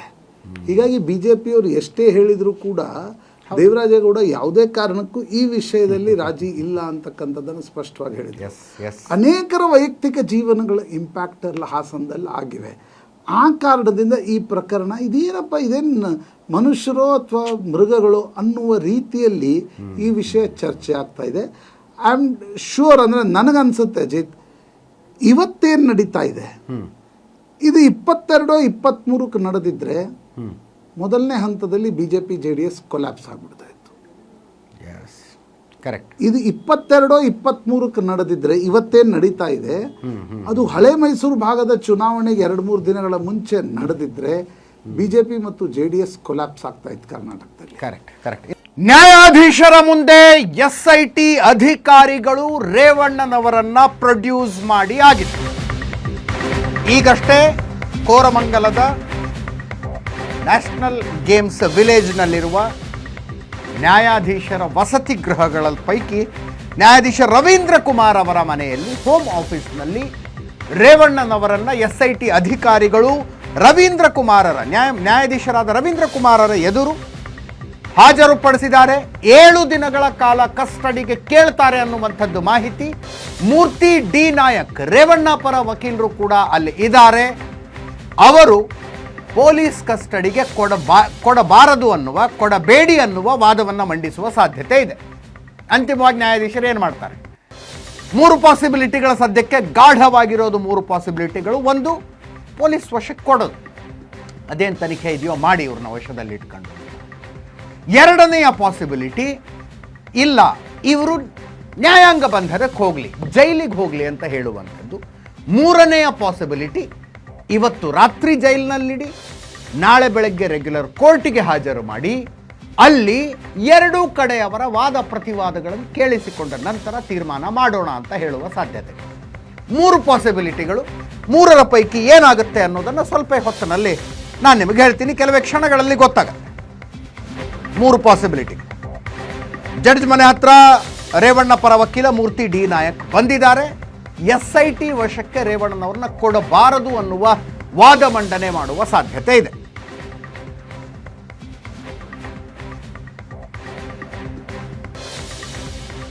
ಕೆಲವೇ ಕ್ಷಣಗಳಲ್ಲಿ ಇವತ್ತು ರಾತ್ರಿ ರೇವಣ್ಣ SIT ಆಫೀಸ್ನಲ್ಲಿ ಕಳೀತಾರಾ, ಜೈಲಿನಲ್ಲಿ ಕಳೀತಾರಾ ಅನ್ನೋದು ಗೊತ್ತಾಗುತ್ತೆ. ತಮ್ಮ ಮನೆಯಲ್ಲಿ ಇವತ್ತಿನ ರಾತ್ರಿಯನ್ನು ಕಳೆಯುವ ಸಾಧ್ಯತೆಗಳು ತುಂಬಾ ಕಡಿಮೆ. ತುಂಬಾ ಕಡಿಮೆ. ನ್ಯಾಯಾಧೀಶರ ಮುಂದೆ ಈಗಾಗಲೇ ಅವರನ್ನು ಹಾಜರುಪಡಿಸಲಾಗಿದೆ. ಈಗಾಗಲೇ ನ್ಯಾಯಾಧೀಶರ ಮುಂದೆ ಹಾಜರುಪಡಿಸಿದೆ. HD Revanna victim card play ಮಾಡ್ತಿದ್ದಾರೆ. ತಮ್ಮ ಬಂಧನ ರಾಜಕೀಯ ಷಡ್ಯಂತ್ರ ಅಂತ ಹೇಳ್ತಾ ಇದ್ದಾರೆ. 40 ವರ್ಷ ರಾಜಕೀಯ ಜೀವನವನ್ನು ಕಳಂಕರಹಿತನಾಗಿ ಕಳೆದಂಥವನು ನಾನು ಅಂತ ಹೇಳ್ತಾ ಇದ್ದಾರೆ.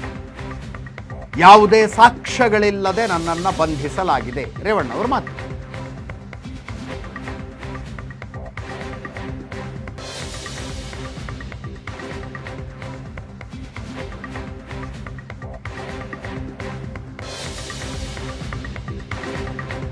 ಕೆಲವೇ ಕ್ಷಣಗಳಲ್ಲಿ ನ್ಯಾಯಾಧೀಶರು ತೀರ್ಮಾನವನ್ನು ಹೇಳ್ತಾರೆ. ಪ್ರಶಾಂತ್, ಇದು ಪ್ರಜ್ವಲ್ ಪ್ರಕರಣ ಆದ ನಂತರ BJP JDS ಮೈತ್ರಿ ಇದರ ಭವಿಷ್ಯ ಏನು ಅನ್ನೋ ಪ್ರಶ್ನೆ ಕೂಡ ಬಂದಿದೆ. ಅಫ್ಕೋರ್ಸ್ ರಾಜ್ಯದ ನಾಯಕರುಗಳು ನಿರ್ಧಾರ ಮಾಡೋದಕ್ಕಾಗೋದಿಲ್ಲ, ಕೇಂದ್ರದಲ್ಲೇ ಆಗಬೇಕಾಗಿರುವ ನಿರ್ಧಾರ. ಕೇಂದ್ರ ಮೋದಿ ಅಮಿತ್ ಶಾ ಕೂಡ ತುಂಬ ಮುಜುಗರಕ್ಕೊಳಗಾಗಿದ್ದಾರೆ. ಅಮಿತ್ ಶಾ ಒತ್ತಿ ಹೇಳ್ತಾ ಇದ್ದಾರೆ, ನಾವು ನಾರಿ ಶಕ್ತಿಯನ್ನು ಗೌರವಿಸುವಂಥವ್ರು ಇಂಥದ್ದನ್ನು ಸಹಿಸ್ಕೊಳ್ಳೋಕ್ಕೆ ಸಾಧ್ಯ ಇಲ್ಲ ಅಂತ. ಮೈತ್ರಿ ಮುಂದುವರಿಯುತ್ತೆ ಅನ್ಸುತ್ತಾ ನಿಮಗೆ? ಅದೇ ನನಗನ್ಸುತ್ತೆ ಮೈತ್ರಿ ಪ್ರಜ್ವಲ್ ರೇವಣ್ಣ ಕಾರಣದಿಂದ ಮತ್ತು 2 ಈ ಫಲಿತಾಂಶ ಏನಾಗುತ್ತೆ, ಈ 2 ಅಂಶಗಳು ಮೈತ್ರಿಯ ಮೇಲೆ ಗಣನೀಯ ಪರಿಣಾಮವನ್ನು ಬೀರ್ತವೆ. ಓಕೆ, ಈಗಲೇ ಮೊದಲನೇ ಹಂತ ನಡೆದ ನಂತರ BJP ನಾಯಕರಲ್ಲಿ ಕಾರ್ಯಕರ್ತರಲ್ಲಿ ನಾವು ಕೇಳ್ತಾ ಇದ್ದೀವಿ, ಮೈತ್ರಿಯ ಅವಶ್ಯಕತೆ ತುಂಬ ಇರಲಿಲ್ಲ, ತುಂಬ ಮುಂದೆ ಹೋಗಿ ಮೈತ್ರಿ ಮಾಡ್ಕೊಂಡ್ಬಿಟ್ರು ದಿಲ್ಲಿಯವರು ಅಂತಕ್ಕಂಥ ಮಾತನ್ನು ಕೇಳ್ತಾ ಇದ್ದೀವಿ. ಎರಡನೇದು, ಪ್ರಜ್ವಲ್ ಕಾರಣದಿಂದ ಅನಗತ್ಯವಾಗಿರ್ತಕ್ಕಂಥ ರಾಡಿ ಕೆಸರೆ ನೋಡಿ. ಅರವಿಂದ್ ಕೇಜ್ರಿವಾಲ್ರ ಬಂಧನ ಚುನಾವಣೆಯ ಹೊಸ್ತಿಲಲ್ಲಾಯಿತು. ಆಗ ಕಾಂಗ್ರೆಸ್ ಏನು ಆರೋಪ ಮಾಡಿತು, ಚುನಾವಣೆಯ ಕಾರಣದಿಂದ ಅರವಿಂದ್ ಕೇಜ್ರಿವಾಲ್ ಬಂಧನವಾಗಿದೆ. ಅಲ್ಲೂ ಕೂಡ ಇದೇ ರೀತಿ ಆಂಟಿಸಿಪೇಟರಿ ಬೇಲ್ ಕ್ಯಾನ್ಸಲ್ ಆಯಿತು, ಕೇಜ್ರಿವಾಲ್ ಬಂಧನ ಆಯಿತು. ಈಗ ಕಾಂಗ್ರೆಸ್ ಸರ್ಕಾರ ಇದೆ, ಪ್ರಜ್ವಲ್ ರೇವಣ್ಣ ಚುನಾವಣೆಯ ಹೊಸ್ತಿಲಲ್ಲಿ ಬಂಧಿತರಾಗ್ತಾ ಇದ್ದಾರೆ. ರೇವಣ್ಣ ಅಂತೂ ಇವತ್ತು ಬಂಧನ ಆಗಿದೆ, ಪ್ರಜ್ವಲ್ ರೇವಣ್ಣ ಬಂದ ತಕ್ಷಣ ಕೂಡ ಬಂಧನ ಆಗತ್ತೆ ಅಂತಕ್ಕಂಥದ್ದು. ಆದರೆ ಅಲ್ಲಿ ಕಾಂಗ್ರೆಸ್ ನಾಯಕರು ಸ್ವತಃ ಕೇಜ್ರಿವಾಲ್ ಮೇಲೆ ಕೇಸ್ ಹಾಕಿದ್ರು ಕೂಡ ಬಂಧನದ ಅವಶ್ಯಕತೆ ಇರಲಿಲ್ಲ ಅಂತಕ್ಕಂಥದ್ದು ಹೇಳಲಿಕ್ಕೆ ಸಾಧ್ಯ ಆಗ್ತಾ ಇದೆ. ಯಾಕಂದರೆ ಒಂದು ರೀತಿಯ ಭ್ರಷ್ಟಾಚಾರದ ಪ್ರಕರಣ, ಪ್ರೂವ್ ಆಗದೇ ಇರತಕ್ಕಂಥ ಪ್ರಕರಣ. Nature of the case important ಆಗಿದೆ. Nature of the case entirely different ಇದೆ. ಈ ಪ್ರಕರಣದಲ್ಲಿ ಏನಾಗಿದೆ, ಮಾನನೀಯರ ಪ್ರಕರಣ ಆದ ಕಾರಣದಿಂದ ಅದು ಎಷ್ಟು ಸಿಡಿಗಳಿವೆ, 2976 ಅಂತ ಕೆಲವರು ಅಂತಾರೆ. ನಿನ್ನೆ DK ಶಿವಕುಮಾರ್ ನಿಮಗೆ ಇಂಟರ್ವ್ಯೂ ಮಾಡುವಾಗ ಹೇಳಿದರು, ಇಲ್ಲ ಅಷ್ಟು ಫೋಟೋಗಳಿವೆ, ಅಷ್ಟು ವಿಡಿಯೋಗಳಿವೆ ಅಂತಕ್ಕಂಥದ್ರ ಬಗ್ಗೆ ಮಾಹಿತಿ ಇಲ್ಲ ಅಂತಕ್ಕಂಥದ್ದು. ವಿಕ್ಟಿಮ್ಸ್ ಸಂಖ್ಯೆ 3 ಡಿಜಿಟ್ನಲ್ಲಿದೆ ಅಂದರು ಅವರು. ಹಾಂ, ನನ್ನ ಹೇಳ್ತಾ ಇದ್ದೆ ನಾನು. ಅಂದರೆ 3 ಡಿಜಿಟು 100 to 999 ಎಷ್ಟಾರು ಇರ್ಬೋದು ಅಂತ. Victim 3 digits. ಅಷ್ಟೊಂದು ದೊಡ್ಡ ಸಂಖ್ಯೆ ಇರಬೇಕಾದ್ರೆ ಅವ್ರು ಯಾರು ಮುಂದೆ ಬರ್ತಾರೆ ಇದೆಲ್ಲವೂ ಪ್ರಕರಣದ ಮುಂದಿನ ಭಾಗ. ಆದರೆ ಪರ್ಸೆಪ್ಷನ್ ಒಂದು ಡೆವಲಪ್ ಆಗಿಬಿಟ್ಟಿದೆ. ಪ್ರಜ್ವಲ್ ರೇವಣ್ಣ ಮತ್ತು ರೇವಣ್ಣ ಒಂದು ರೀತಿಯಾಗಿರ್ತಕ್ಕಂಥ ಘನಘೋರ ಅಪರಾಧವನ್ನು ಎಸಗಿದ್ದಾರೆ ಅಂತಕ್ಕಂಥದ್ದು ಮೇಲ್ನೋಟಕ್ಕೆ ಜನರಿಗೆ ಅನಿಸ್ಬಿಟ್ಟಿದೆ. ಎಸ್, ಇದರ ಪರಿಣಾಮ ಚುನಾವಣೆಯ ನಂತರ ಏನು, ಚುನಾವಣೆಯ ಫಲಿತಾಂಶದಲ್ಲಿ ಏನಾಗುತ್ತೆ, ಮುಂದೆ ಒಂದು ವೇಳೆ ಮೋದಿ ಸರ್ಕಾರವೇ ಬಂತು ಅಂತ ಅನ್ಕೊಳ್ಳೋಣ, ಹೈಪೋಥೆಟಿಕಲಿ ಬಂತು ಅಂತ ನಾನು ಹೇಳ್ತಾ ಇಲ್ಲ, ಬಂತು ಅಂತ ಅನ್ಕೊಳ್ಳೋಣ. ಆಗ ನೀವು ಮಂತ್ರಿ ಯಾರನ್ನ ಮಾಡಬೇಕು? ಕುಮಾರಸ್ವಾಮಿ ಅವರನ್ನ ಮಂತ್ರಿ ಮಾಡ್ಲಿಕ್ಕೆ ಸಾಧ್ಯ ಆಗುತ್ತಾ? ರೇವಣ್ಣನವರ ಪ್ರಕರಣದ ಕಾರಣದಿಂದ ಮುಜುಗರ ಎದುರಾಗಬೇಕಾಗತ್ತೆ. ಎರಡನೇ ಸಂಗತಿ, ದೇವೇಗೌಡರು ಕೂಡ ಇದನ್ನೆಲ್ಲ ನೋಡಿ ಬೇಸರಿಸ್ಕೊಳ್ತಿದ್ದಾರೆ ಸರಿ, ಆದರೆ ಸುಮ್ಮನೆ ಕುಳಿತುಕೊಳ್ಳೋ ಜಾಯಮಾನದವರಲ್ಲ. ಅವರು ಮುಂದೆ ಏನೇನೆಲ್ಲ ಮಾಡ್ತಾರೆ ಈ ಒಂದು ಪ್ರಕರಣದ ಇದು ಇವತ್ತು ಒಂದು 15 ದಿನ 20 ದಿನದ ನಂತರ ಇದರ ತೀವ್ರತೆ ಕಡಿಮೆ ಆಗುತ್ತೆ. ಕರೆಕ್ಟ್. ಆಗ ಪೊಲಿಟಿಕಲ್ ಆಟಗಳು ಶುರು ಆಗ್ತವೆ. ಇವತ್ತೇ ರೇವಣ್ಣನವರು ಹೊರಗಡೆ ಬಂದು ಮಾಧ್ಯಮಗಳ ಜೊತೆ ಮಾತನಾಡಿದ್ದಾರೆ, ನನ್ನನ್ನು ಸಿಗಿಸ್ಲಾಗ್ತಿದೆ ಅಂತಕ್ಕಂಥದ್ದು. ಸೊ ಇದರ ಇಂಪ್ಯಾಕ್ಟ್ ಏನು, ದೇವೇಗೌಡರು ಏನು ಮಾಡ್ತಾರೆ, ಕುಮಾರಸ್ವಾಮಿ ಏನು ಮಾಡ್ತಾರೆ, ಎಷ್ಟು ಸೀಟ್ ಬರ್ತವೆ, ಇವೆಲ್ಲವೂ ಕೂಡ BJP JDSನ ಮೈತ್ರಿಯ ಮೇಲೆ ಪರಿಣಾಮ ಬೀರುತ್ತೆ. ನಾನು 4-5 ತಿಂಗಳ ಹಿಂದೆನೇ ನಾವು ಮಾತನಾಡುವಾಗ ಹೇಳಿದ್ವಿ, ಈ ಮೈತ್ರಿ ಲೋಕಸಭಾ ಚುನಾವಣೆಗೆ ಸೀಮಿತವಾಗಿರುತ್ತೆ, ಇದು ವಿಧಾನಸಭಾ ಚುನಾವಣೆವರೆಗೆ ಇರೋಲ್ಲ ಅಂತಕ್ಕಂಥದ್ದು. ಇರೋಲ್ಲ ಅಂತಕ್ಕಂಥದ್ದನ್ನು ಹೇಳಲಿಕ್ಕೆ ಪ್ರಜ್ವಲ್ ರೇವಣ್ಣ ಪ್ರಕರಣ ಕೂಡ ಅದಕ್ಕೊಂದು ಆ್ಯಡ್ ಆನ್ ಆಗಿದೆ ಅಂತ ನನಗನ್ಸುತ್ತೆ. ಯಾಕಂದರೆ BJP JDS ಲೋಕಸಭೆಯಲ್ಲಿ ಮೈತ್ರಿ ಮಾಡ್ಕೊಳ್ಳೋದು ಸುಲಭ ಆಗಿತ್ತು, 3 ಸೀಟ್ ಕೊಟ್ಟರು ನಡೆಯಿತು. ಕರೆಕ್ಟ್. ವಿಧಾನಸಭಾ ಚುನಾವಣೆಯಲ್ಲಿ ನೀವು ಮೈತ್ರಿ ಮಾಡ್ಕೊಳಕ್ಕೆ ಆಗಲ್ಲ. ಪ್ರೀತಮ್ ಗೌಡಕ್ಕೆ ಟಿಕೆಟ್ ತಪ್ಪಿಸಿದ್ರೆ, ಸಕಲೇಶ್ಪುರದಲ್ಲಿ ಟಿಕೆಟ್ ತಪ್ಪಿಸಿದ್ರೆ, ಬೇಲೂರದಲ್ಲಿ ಟಿಕೆಟ್ ತಪ್ಪಿಸಿದ್ರೆ, ಈ ಎಲ್ಲ ಅಂಶಗಳು ನಿಶ್ಚಿತವಾಗಿ ಬರ್ತವೆ. ಹೀಗಾಗಿ ನನಗನ್ಸುತ್ತೆ ಅಜಿತ್, ಈ ಮೈತ್ರಿಯ ಮೊದಲನೇ ಹಂತ ಮುಗಿದಿದೆ. ಅದರಲ್ಲಿ ಹಾಸನ ಒಂದು ಅಡೆತಡೆ ಆಗಿದೆ. ಫಲಿತಾಂಶ ಮತ್ತು ಪ್ರಜ್ವಲ್ ರೇವಣ್ಣ ಪ್ರಕರಣ ಮುಂದೇನಾಗುತ್ತೆ ಅನ್ನೋದರ ಮೇಲೆ BJP JDSನ ಮೈತ್ರಿಯ ಬಾಳಿಕೆ ಏನಿದೆ, ಡ್ಯೂರಬಿಲಿಟಿ ಏನಿದೆ, ಅದು ಅವಲಂಬಿತವಾಗಿದೆ ಅಂತ ಅನ್ಸುತ್ತೆ. ಇನ್ನೊಮ್ಮೆ ರಮೇಶ್ ಜಾಯ್ನ್ ಆಗಿದ್ದಾರೆ ನಮ್ಮನ್ನ, ನ್ಯಾಯಾಧೀಶರ ಮನೆಯ ಮುಂದಿನಿಂದನೇ ನೇರ ಸಂಪರ್ಕದಲ್ಲಿದ್ದಾರೆ. ರಮೇಶ್, ಏನಾಗ್ತದೆ? Any news from inside? Ajit ಅಂದ್ರೆ ರೇವಣ್ಣ ಅವ್ರನ್ನ ಒಳಗಡೆ ಕರ್ಕೊಂಡು ಹೋದ್ರೆ ನಾವು ಲೈವ್ ವಿಜುವಲ್ಸ್ ಅಲ್ಲಿ ನೋಡ್ತಾ ಇದೀವಿ. ಅಂದ್ರೆ ರೂಮ್ ನಲ್ಲಿ ವಕೀಲರುಗಳು ಕಾಣ್ತಿದ್ದಾರೆ, ಕೆಲವರು ಕಾಣ್ತಾ ಇರುವಂತದ್ದು. ಅಂದ್ರೆ ಅಲ್ಲೇ ವಿಚಾರಣೆ ನಡೀತಾ ಇದೆ. ಅಂದ್ರೆ ಅಲ್ಲಿ ಒಳಗಡೆ ಯಾವುದೇ ಮಾಧ್ಯಮ ಸಿಬ್ಬಂದಿಗೆ ಅವಕಾಶಗಳಿಲ್ಲ. ಅಂದ್ರೆ ಅದು ವಿಚಾರಣೆ ಮುಕ್ತಾಯ ಹೊರಗಡೆ ಬಂದ ನಂತರವಷ್ಟೇ ಏನ್ ವಾದ ಆಯ್ತು, ಮತ್ತೆ PC ಆಯ್ತಾ JC ಆಯ್ತಾ ಅನ್ನುವಂತ ಒಂದಿಷ್ಟು ಮಾಹಿತಿಗಳು ನಮಗೆ ಸಿಗಬೇಕಾಗಿರುವಂತದ್ದು. ಅಜಿತ್, ಅಂದ್ರೆ ಈಗೇನು SIT ಅಧಿಕಾರಿಗಳು ಒಳಗಡೆ ಹೋದ ಸಂದರ್ಭದಲ್ಲಿ ಒಂದು ರಿಮೈಂಡ್ ಅಪ್ಲಿಕೇಶನ್ ರೆಡಿ ಮಾಡಿಕೊಂಡು, ಅಂದ್ರೆ ಕೇಸ್ ಏನಾಗಿದೆ, ಏನ್ ಇಲ್ಲಿವರೆಗೆ ಇನ್ವೆಸ್ಟಿಗೇಷನ್ಸ್ ಆಗಿದೆ, ಸೊ ಒಂದ್ ಜೊತೆಗೆ ಏನ್ ಆಗಬೇಕಾಗಿದೆ ಎನ್ನುವ, ಮತ್ತೆ ಆರೋಪಿ ಯಾವ ರೀತಿ ಇಲ್ಲಿವರೆಗೆ ನಡೆದಂತ ತನಿಖೆಯಲ್ಲಿ ಸಹಕರಿಸಿದಾರಾ ಇಲ್ವಾ, ಸೊ ಇದೆಲ್ಲ ಒಂದು ಅಂಶಗಳನ್ನ ಇಟ್ಕೊಂಡು ಮತ್ತೆ ಎಷ್ಟು ದಿನ ಪೊಲೀಸ್ ಕಸ್ಟಡಿಗೆ ಬೇಕು ಅನ್ನುವಂಥದ್ದು ಎಲ್ಲ ಸಿದ್ಧ ಮಾಡಿಕೊಂಡು ಒಂದು ರಿಮೈಂಡ್ ಅಪ್ಲಿಕೇಶನ್ ರೆಡಿ ಮಾಡಿಕೊಂಡು ಈಗಾಗಲೇ ಒಳಗಡೆ ಹೋಗಿದ್ದಾರೆ. ನ್ಯಾಯಾಧೀಶರು ಕೂಡ ಬಂದಿದ್ದಾರೆ ಅನ್ನುವಂತ ಮಾಹಿತಿ ಲಭ್ಯ ಆಗ್ತಿರುವಂತದ್ದು ನೀವು ವಿಜುವಲ್ಸ್ ಅಲ್ಲಿ ನೋಡ್ತಾ ಇದ್ವಿ. ಈಗ ನಡೀತಾ ಇದೆ, ಅಂದ್ರೆ ವಿಚಾರಣೆ ನಡೀತಾ ಇರುವಂತದ್ದು. ಸೊ ವಿಚಾರಣೆ ಮುಕ್ತಾಯ ಆದ ನಂತರ ಸೊ ಒಳಗಡೆ ಏನ್ ಆಯ್ತು ನಿಜವಾಗ್ಲೂ, ಅಂದ್ರೆ SIT ಅಧಿಕಾರಿಗಳು ಏನ್ ಕೇಳಿದ್ರು, ಮತ್ತೆ ರೇವಣ್ಣ ಪರ ವಕೀಲರು ಯಾವ ರೀತಿ ಆದಂತ ಅದಕ್ಕೆ ಆಕ್ಷೇಪವನ್ನು ವ್ಯಕ್ತಪಡಿಸಿದ್ರು, ಮತ್ತೆ ಏನ್ ಆದೇಶ ಆಯ್ತು ಅನ್ನುವಂಥದ್ದನ್ನ ನಾವು ಕಾದ್ ನೋಡ್ಬೇಕಾಗಿರುವಂತದ್ದು. ಮತ್ತೆ ಇಲ್ಲಿ ಈ ಒಂದು ಪ್ರಕರಣದಲ್ಲಿ ಗಂಭೀರವಾಗಿ ಪರಿಗಣಿಸಬೇಕಾಗಿರುವಂತದ್ದು ಏನಂದ್ರೆ SIT ಹೇಳ್ತಾ ಇರುವಂತದ್ದು ಅಂದ್ರೆ ಎಲ್ಲ ಒಂದ್ ಕಡೆ ಹಾಸನ ಭಾಗದಲ್ಲಿ ಸುಮಾರು 2,900ಕ್ಕೂ ಹೆಚ್ಚು ವಿಡಿಯೋಗಳಿದೆ. ಸೊ ಆ ವಿಡಿಯೋಗಳಲ್ಲಿರುವಂತಹ ಒಬ್ಬ ಸಂತ್ರಸ್ತೆಯನ್ನ ಕಿಡ್ನಾಪ್ ಮಾಡುವ ಮೂಲಕ ಇಡೀ ಎಲ್ಲ ಸಂತ್ರಸ್ತೆಯರಿಗೂ ಥ್ರೆಟ್ ಮಾಡುವಂತ ಕೆಲಸ ಆಗಿದೆ. ಸೊ ಇದನ್ನ ಒಂದು ಸಮಾಜದಲ್ಲಿ ಭಯ ಹುಟ್ಟಿಸುವಂತ ಕೆಲಸವನ್ನ ಮಾಡ್ತಿದ್ದಾರೆ. ಸೊ ಹಾಗಾಗಿ ಇದನ್ನ ಥರೋಲಿ ಇನ್ವೆಸ್ಟಿಗೇಷನ್ ಮಾಡಬೇಕಾಗಿದೆ. ಸೊ ಹಾಗಾಗಿ ಪೊಲೀಸ್ ಕಸ್ಟಡಿ ಬೇಕೇ ಬೇಕು ಅನ್ನುವಂತ ವಾದವನ್ನು ಇಟ್ಕೊಂಡು ರಿಮೈಂಡ್ ಅಪ್ಲಿಕೇಶನ್ ಸಲ್ಲಿಸಿದ್ದಾರೆ. ಸೊ ಅಂದ್ರೆ ಒಳಗಡೆ ಅಂದ್ರೆ ವಿಚಾರಣೆ ಮುಕ್ತಾಯ ಆದ ನಂತರವಷ್ಟೇ ಸೊ ಏನಾಯ್ತು, ಏನು ನಿಜಕ್ಕೂ ಪೊಲೀಸ್ ಕಸ್ಟಡಿ ಕೊಟ್ರ ಇಲ್ವಾ ಅನ್ನುವಂಥದ್ದು ಕೂಡ ನಮಗೆ ಗೊತ್ತಾಗಿರ್ಬೇಕಂತಂದ್ರೆ ಅವರ ರೇವಣ್ಣ ಪರ ಸದ್ಯಕ್ಕಿರೋ ಮಾಹಿತಿ 1 ವಾರ SIT ಅವರು ಕಸ್ಟಡಿ ಕೇಳ್ತಾರೆ ಅಂತ ಅಲ್ವಾ? ಖಂಡಿತ SIT ಕೇಳ್ತಾರೆ. SIT ಕೇಳಲಿಕ್ಕೆ ಏನೆಲ್ಲ ಒಂದಿಷ್ಟು ತಯಾರಿಗಳು ಬೇಕು, ರಿಮೈಂಡ್ ಅಪ್ಲಿಕೇಶನ್ಸ್ ಬೇಕು, ಅದನ್ನ ರೆಡಿ ಮಾಡ್ಕೊಂಡು ಹೋಗಿದ್ದಾರೆ. ನಾವು SIT ಮೂಲಗಳ ಜೊತೆ ಮಾತಾಡೋ ಸಂದರ್ಭದಲ್ಲಿ ನಾವು ಪೊಲೀಸ್ ಕಸ್ಟಡಿ ಬೇಕು ಅನ್ನೋದನ್ನ ಕೇಳ್ತೇವೆ. ಸೊ ಅದನ್ನ ಹೋಮ್ ಆಫೀಸ್ ಅಲ್ಲಿ ಮ್ಯಾಜಿಸ್ಟ್ರೇಟ್ ಅದನ್ನ ಅಲೋ ಮಾಡ್ತಾರಾ ಇಲ್ವಾ ಅನ್ನುವಂಥದ್ದನ್ನ ನಾವು ಕೋರ್ಟ್ ನೋಡ್ತೇವೆ, ಕೋರ್ಟ್ ಆದೇಶ ಬಿಟ್ಟದ್ದು ಅನ್ನುವಂಥದ್ದನ್ನ SIT ಮೂಲಗಳು ಹೇಳಿದ್ವು. ಸೊ ಅದೇ ರೀತಿಯಾದಂಥ ಪ್ರಕ್ರಿಯೆಗಳು ಎಲ್ಲ ನಡೀತಾ ಇದೆ. Ajit, yes, thank you Ramesh, ನಿಮ್ಮ ಎಲ್ಲ ಮಾಹಿತಿಗಾಗಿ. ಅಪ್ಡೇಟ್ ಕೊಡ್ತಾ ಇರಿ. PC ಆಯ್ತಾ JC ಆಯ್ತಾ ಅನ್ನೋದು ಈಗ ಸದ್ಯದ ಕುತೂಹಲ. ಪೊಲೀಸ್ ಕಸ್ಟಡಿನ ಜುಡಿಷಿಯಲ್ ಕಸ್ಟಡಿನ ಅನ್ನುವಂಥದ್ದು.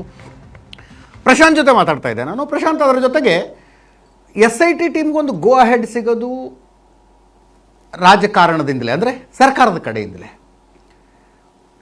ಸಿದ್ದರಾಮಯ್ಯನವರು ಡಿ ಕೆ ಶಿವಕುಮಾರ್ ಮಧ್ಯದಲ್ಲಿ ಒಂದು ಬ್ರೈನ್ ಸ್ಟಾರ್ಮಿಂಗ್ ಆಗಿರಬಹುದಲ್ಲ, ರೇವಣ್ಣನವ್ರನ್ನ ಅರೆಸ್ಟ್ ಮಾಡೋದಕ್ಕೆ ಗೋ ಅಹೆಡ್, ಗ್ರೀನ್ ಸಿಗ್ನಲ್.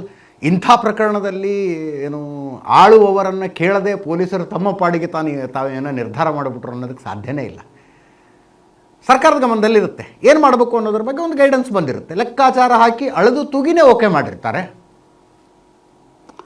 ಅದೇ ನನಗನ್ಸುತ್ತೆ ನೋಡಿ, ಎರಡು ಸಂಗತಿಗಳು. ಒಂದು, ಮುಖ್ಯಮಂತ್ರಿ ಸಿದ್ದರಾಮಯ್ಯನವರು ಇಂಥ ವೈಯಕ್ತಿಕ ಪ್ರಕರಣಗಳಲ್ಲಿ ಏಕಾಏಕಿ ಹೋಗಿ ಮುಗಿ ಬೀಳಲ್ಲ. ಕರೆಕ್ಟ್. ಅನೇಕ BJP ನಾಯಕರ ಪ್ರಕರಣಗಳಲ್ಲಿ ನಾವು ನೋಡಿದ್ದೀವಿ. ಇಂಥವುಗಳನ್ನು ತೆಗೆದುಕೊಂಡು ಆಯಾಯ ವಿಕ್ಟಿಮ್ಗಳು ಮುಖ್ಯಮಂತ್ರಿ ಸಿದ್ದರಾಮಯ್ಯನವ್ರ ಬಳಿಗೆ ಹೋದಾಗ ಕೂಡ ತುಂಬ ವೈಯಕ್ತಿಕ ವಿಚಾರಗಳನ್ನು ಕೆದಕಬೇಡಿ, ಮುಂದೆ ತರಬೇಡಿ ಅಂತಕ್ಕಂಥದ್ದನ್ನು ಹೇಳಿ ಕಳಿಸ್ತಾ ಇದ್ರು.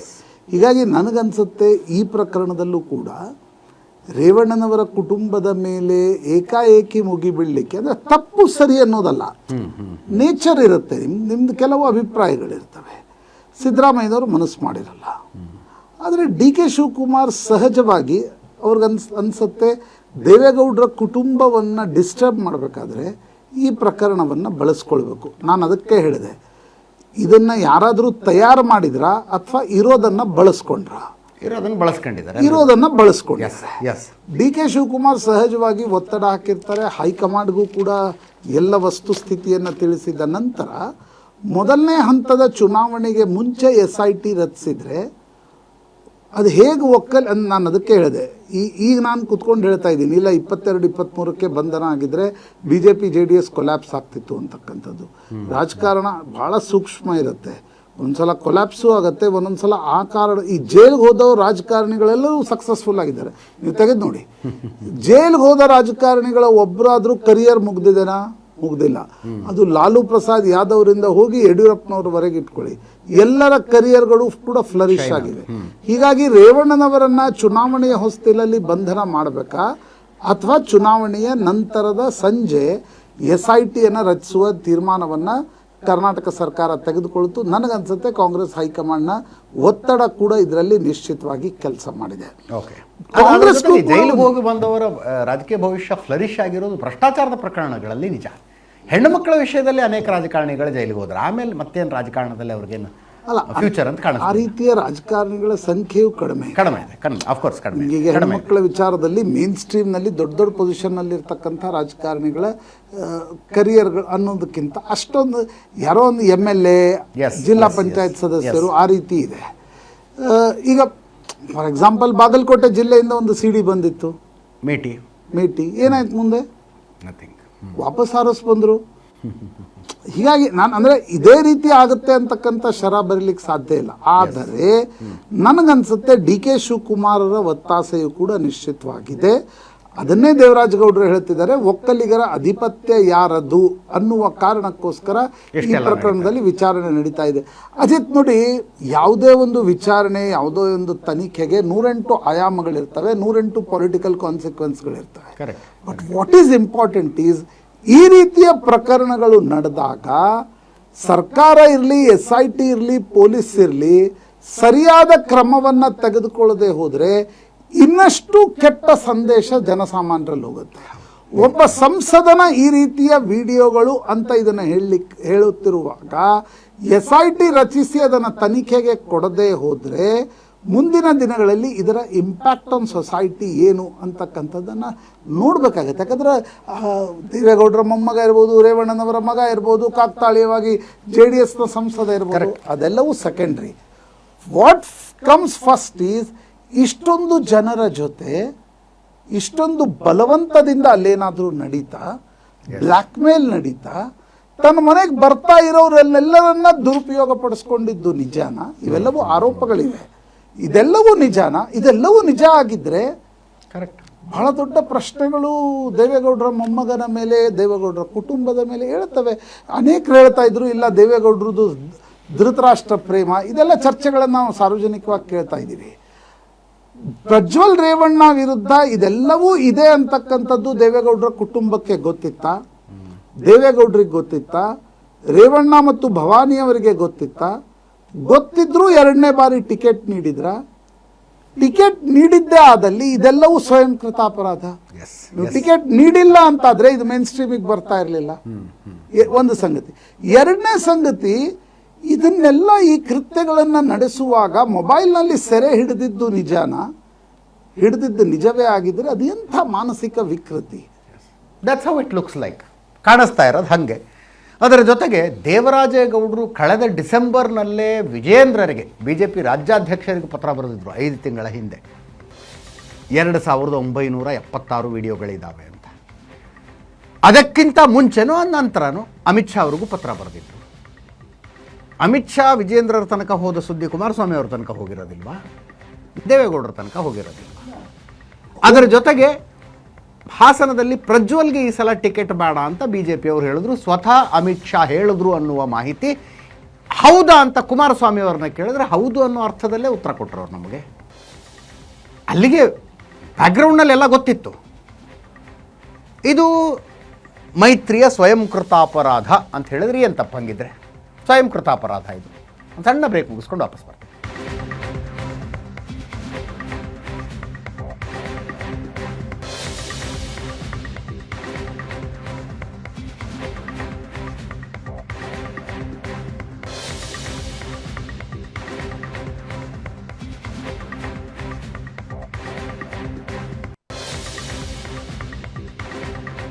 ನ್ಯಾಯಾಧೀಶ ರವೀಂದ್ರ ಕಟ್ಟಿಮನಿ ಅವರ ಎದುರು ರೇವಣ್ಣನವರನ್ನ ಪ್ರೊಡ್ಯೂಸ್ ಮಾಡಲಾಗಿದೆ. ಕೆಲವೇ ಕ್ಷಣಗಳಲ್ಲಿ ಗೊತ್ತಾಗತ್ತೆ ಜೈಲಿಗ, SIT ಕಚೇರಿಗ. ವಿಧಾನಸೌಧದ ಹಿಂದುಗಡೆ ಇರುವ CID ಆಫೀಸ್ನಲ್ಲಿರುವ SIT ಕಟ್ಟಡಕ್ಕ ಕೆಲವೇ ಕ್ಷಣಗಳಲ್ಲಿ ತೀರ್ಮಾನ ಆಗತ್ತೆ. ನ್ಯಾಯಾಧೀಶರ ಮುಂದೆ ವಾದ ಪ್ರತಿವಾದಗಳು ನಡೀತಾ ಇದ್ದಾವೆ.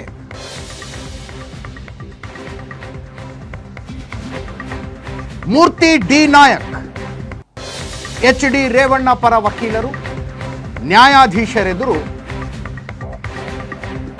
SIT ಕಸ್ಟಡಿಗೆ ರೇವಣ್ಣನವರನ್ನ ಕೊಡಬೇಡಿ ಅನ್ನುವ ವಾದ ಮಂಡನೆ ಮಾಡ್ತಾ ಇದ್ದಾರೆ.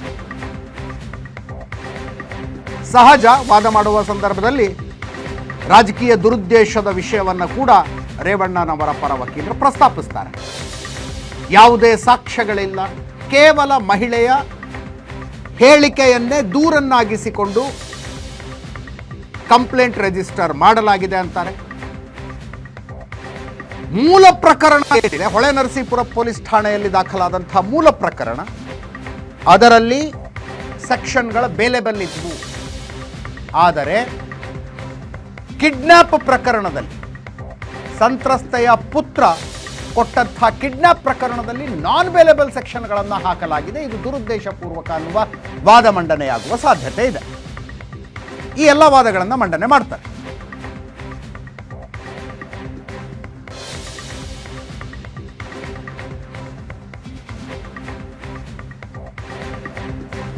ಕೆಲವೇ ಕ್ಷಣಗಳಲ್ಲಿ ಗೊತ್ತಾಗುತ್ತೆ HD ರೇವಣ್ಣ ಇವತ್ತಿನ ರಾತ್ರಿಯನ್ನ ಪರಪ್ಪನ ಅಗ್ರಹಾರದ ಸೆಂಟ್ರಲ್ ಜೈಲಿನಲ್ಲಿ ಕಳೀತಾರೋ, CID ಕಚೇರಿಯಲ್ಲಿರುವ SIT ಕಳೀತಾರೋ, ಕೆಲವೇ ಕ್ಷಣಗಳಲ್ಲಿ ಗೊತ್ತಾಗುತ್ತೆ.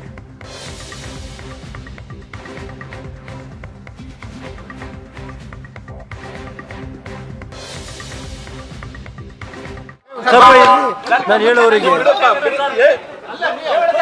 ಅರೇ 40 ವರ್ಷದ ರಾಜಕಾರಣದಲ್ಲಿ ಒಂದು ಸ್ವಲ್ಪ ಇರಿ, ಸ್ವಲ್ಪ ಇರಿ,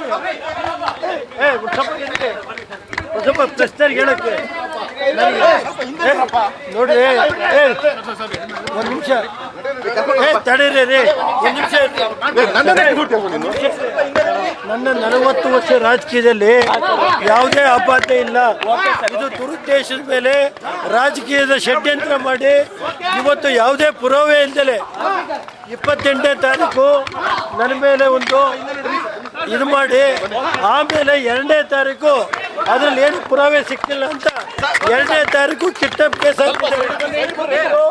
ರಾಜ್ಯದ ಇತಿಹಾಸದಲ್ಲಿ ಎಲ್ಲ ಪೂರ್ತಿ ವಿಷಯ ಈಗೇನಿಲ್ಲ ಇದನ್ನು ಎದುರಿಸೋ ಶಕ್ತಿ ಇದೆ. ಎಲ್ಲ ಮಾಧ್ಯಮದವರಿಗೆ ಇದು ರಾಜಕೀಯ ಷಡ್ಯಂತ್ರ.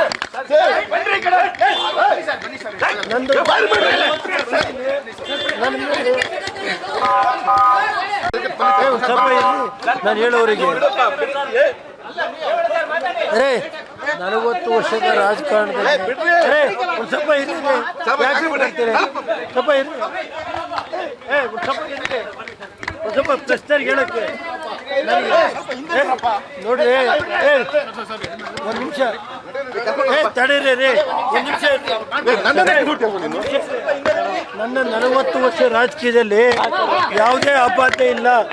ಇದು ದುರುದ್ದೇಶದ ಮೇಲೆ ರಾಜಕೀಯದ ಷಡ್ಯಂತ್ರ ಮಾಡಿ ಇವತ್ತು ಯಾವುದೇ ಪುರಾವೆ ಇಲ್ದಲೆ 28ನೇ ತಾರೀಕು ನನ್ನ ಮೇಲೆ ಒಂದು ಇದು ಮಾಡಿ, ಆಮೇಲೆ 2ನೇ ತಾರೀಕು ಅದ್ರಲ್ಲಿ ಏನು ಪುರಾವೆ ಸಿಕ್ಕಿಲ್ಲ ಅಂತ 2ನೇ ತಾರೀಕು ಕಿಡ್ನಾಪ್ ಕೇಸ್ ಹಾಕಿದ್ದಾರೆ. ರಾಜ್ಯದ ಇತಿಹಾಸದಲ್ಲಿ ಎಲ್ಲ ಪೂರ್ತಿ ವಿಷಯ ಈಗೇನಿಲ್ಲ ಇದನ್ನು ಎದುರಿಸೋ ಶಕ್ತಿ ಇದೆ. ನ್ಯಾಯಾಧೀಶರ ಮುಂದೆ ಎಚ್.ಡಿ. ರೇವಣ್ಣನವರನ್ನು ಹಾಜರುಪಡಿಸಲಾಗಿದೆ. ವಾದ ಪ್ರತಿವಾದಗಳ ನಡೀತಾ ಇದ್ದಾವೆ. ಮೂರ್ತಿ ಡಿ ನಾಯಕ್ ಎಚ್.ಡಿ. ರೇವಣ್ಣನವರ ಪರ ವಕೀಲರು ಯಾವ ಕಾರಣಕ್ಕೂ ತಮ್ಮ ಕಕ್ಷಿದಾರರನ್ನ ಎಸ್ಐಟಿ ವಶಕ್ಕೆ ಇವತ್ತು ಒಪ್ಪಿಸಬಾರದು ಅಂತ ವಾದ ಮಂಡನೆ ಮಾಡ್ತಾ ಇದ್ದಾರೆ. ದುರುದ್ದೇಶಪೂರ್ವಕವಾಗಿ ಅವರ ವಿರುದ್ಧ ದೂರು ದಾಖಲಿಸಲಾಗಿದೆ. ಘಟನೆ ನಡೆದದ್ದು ಯಾವಾಗಲೋ, ದೂರು ದಾಖಲಾಗಿದ್ದು ಯಾವಾಗಲೋ, ರೇವಣ್ಣನವರ ಪರವಾಗಿ ಯಾವುದೇ ಸಾಕ್ಷ್ಯಗಳಿಲ್ಲ, ಅವರಿಂದ ವಶಪಡಿಸಿಕೊಳ್ಳಬೇಕಾಗಿರುವಂಥದ್ದೂ ಏನಿಲ್ಲ. ಆದ್ದರಿಂದ ಅವರನ್ನ ಜುಡಿಷಿಯಲ್ ಕಸ್ಟಡಿಗೆ ಕೊಡಿ, ಎಸ್ಐಟಿ ವಶಕ್ಕೆ ಬೇಡ ಅನ್ನುವ ವಾದ ನಿರೀಕ್ಷಿತ ರೀತಿಯಲ್ಲೇ ಸಾಗ್ತಾ ಇದೆ ಪ್ರಕರಣ.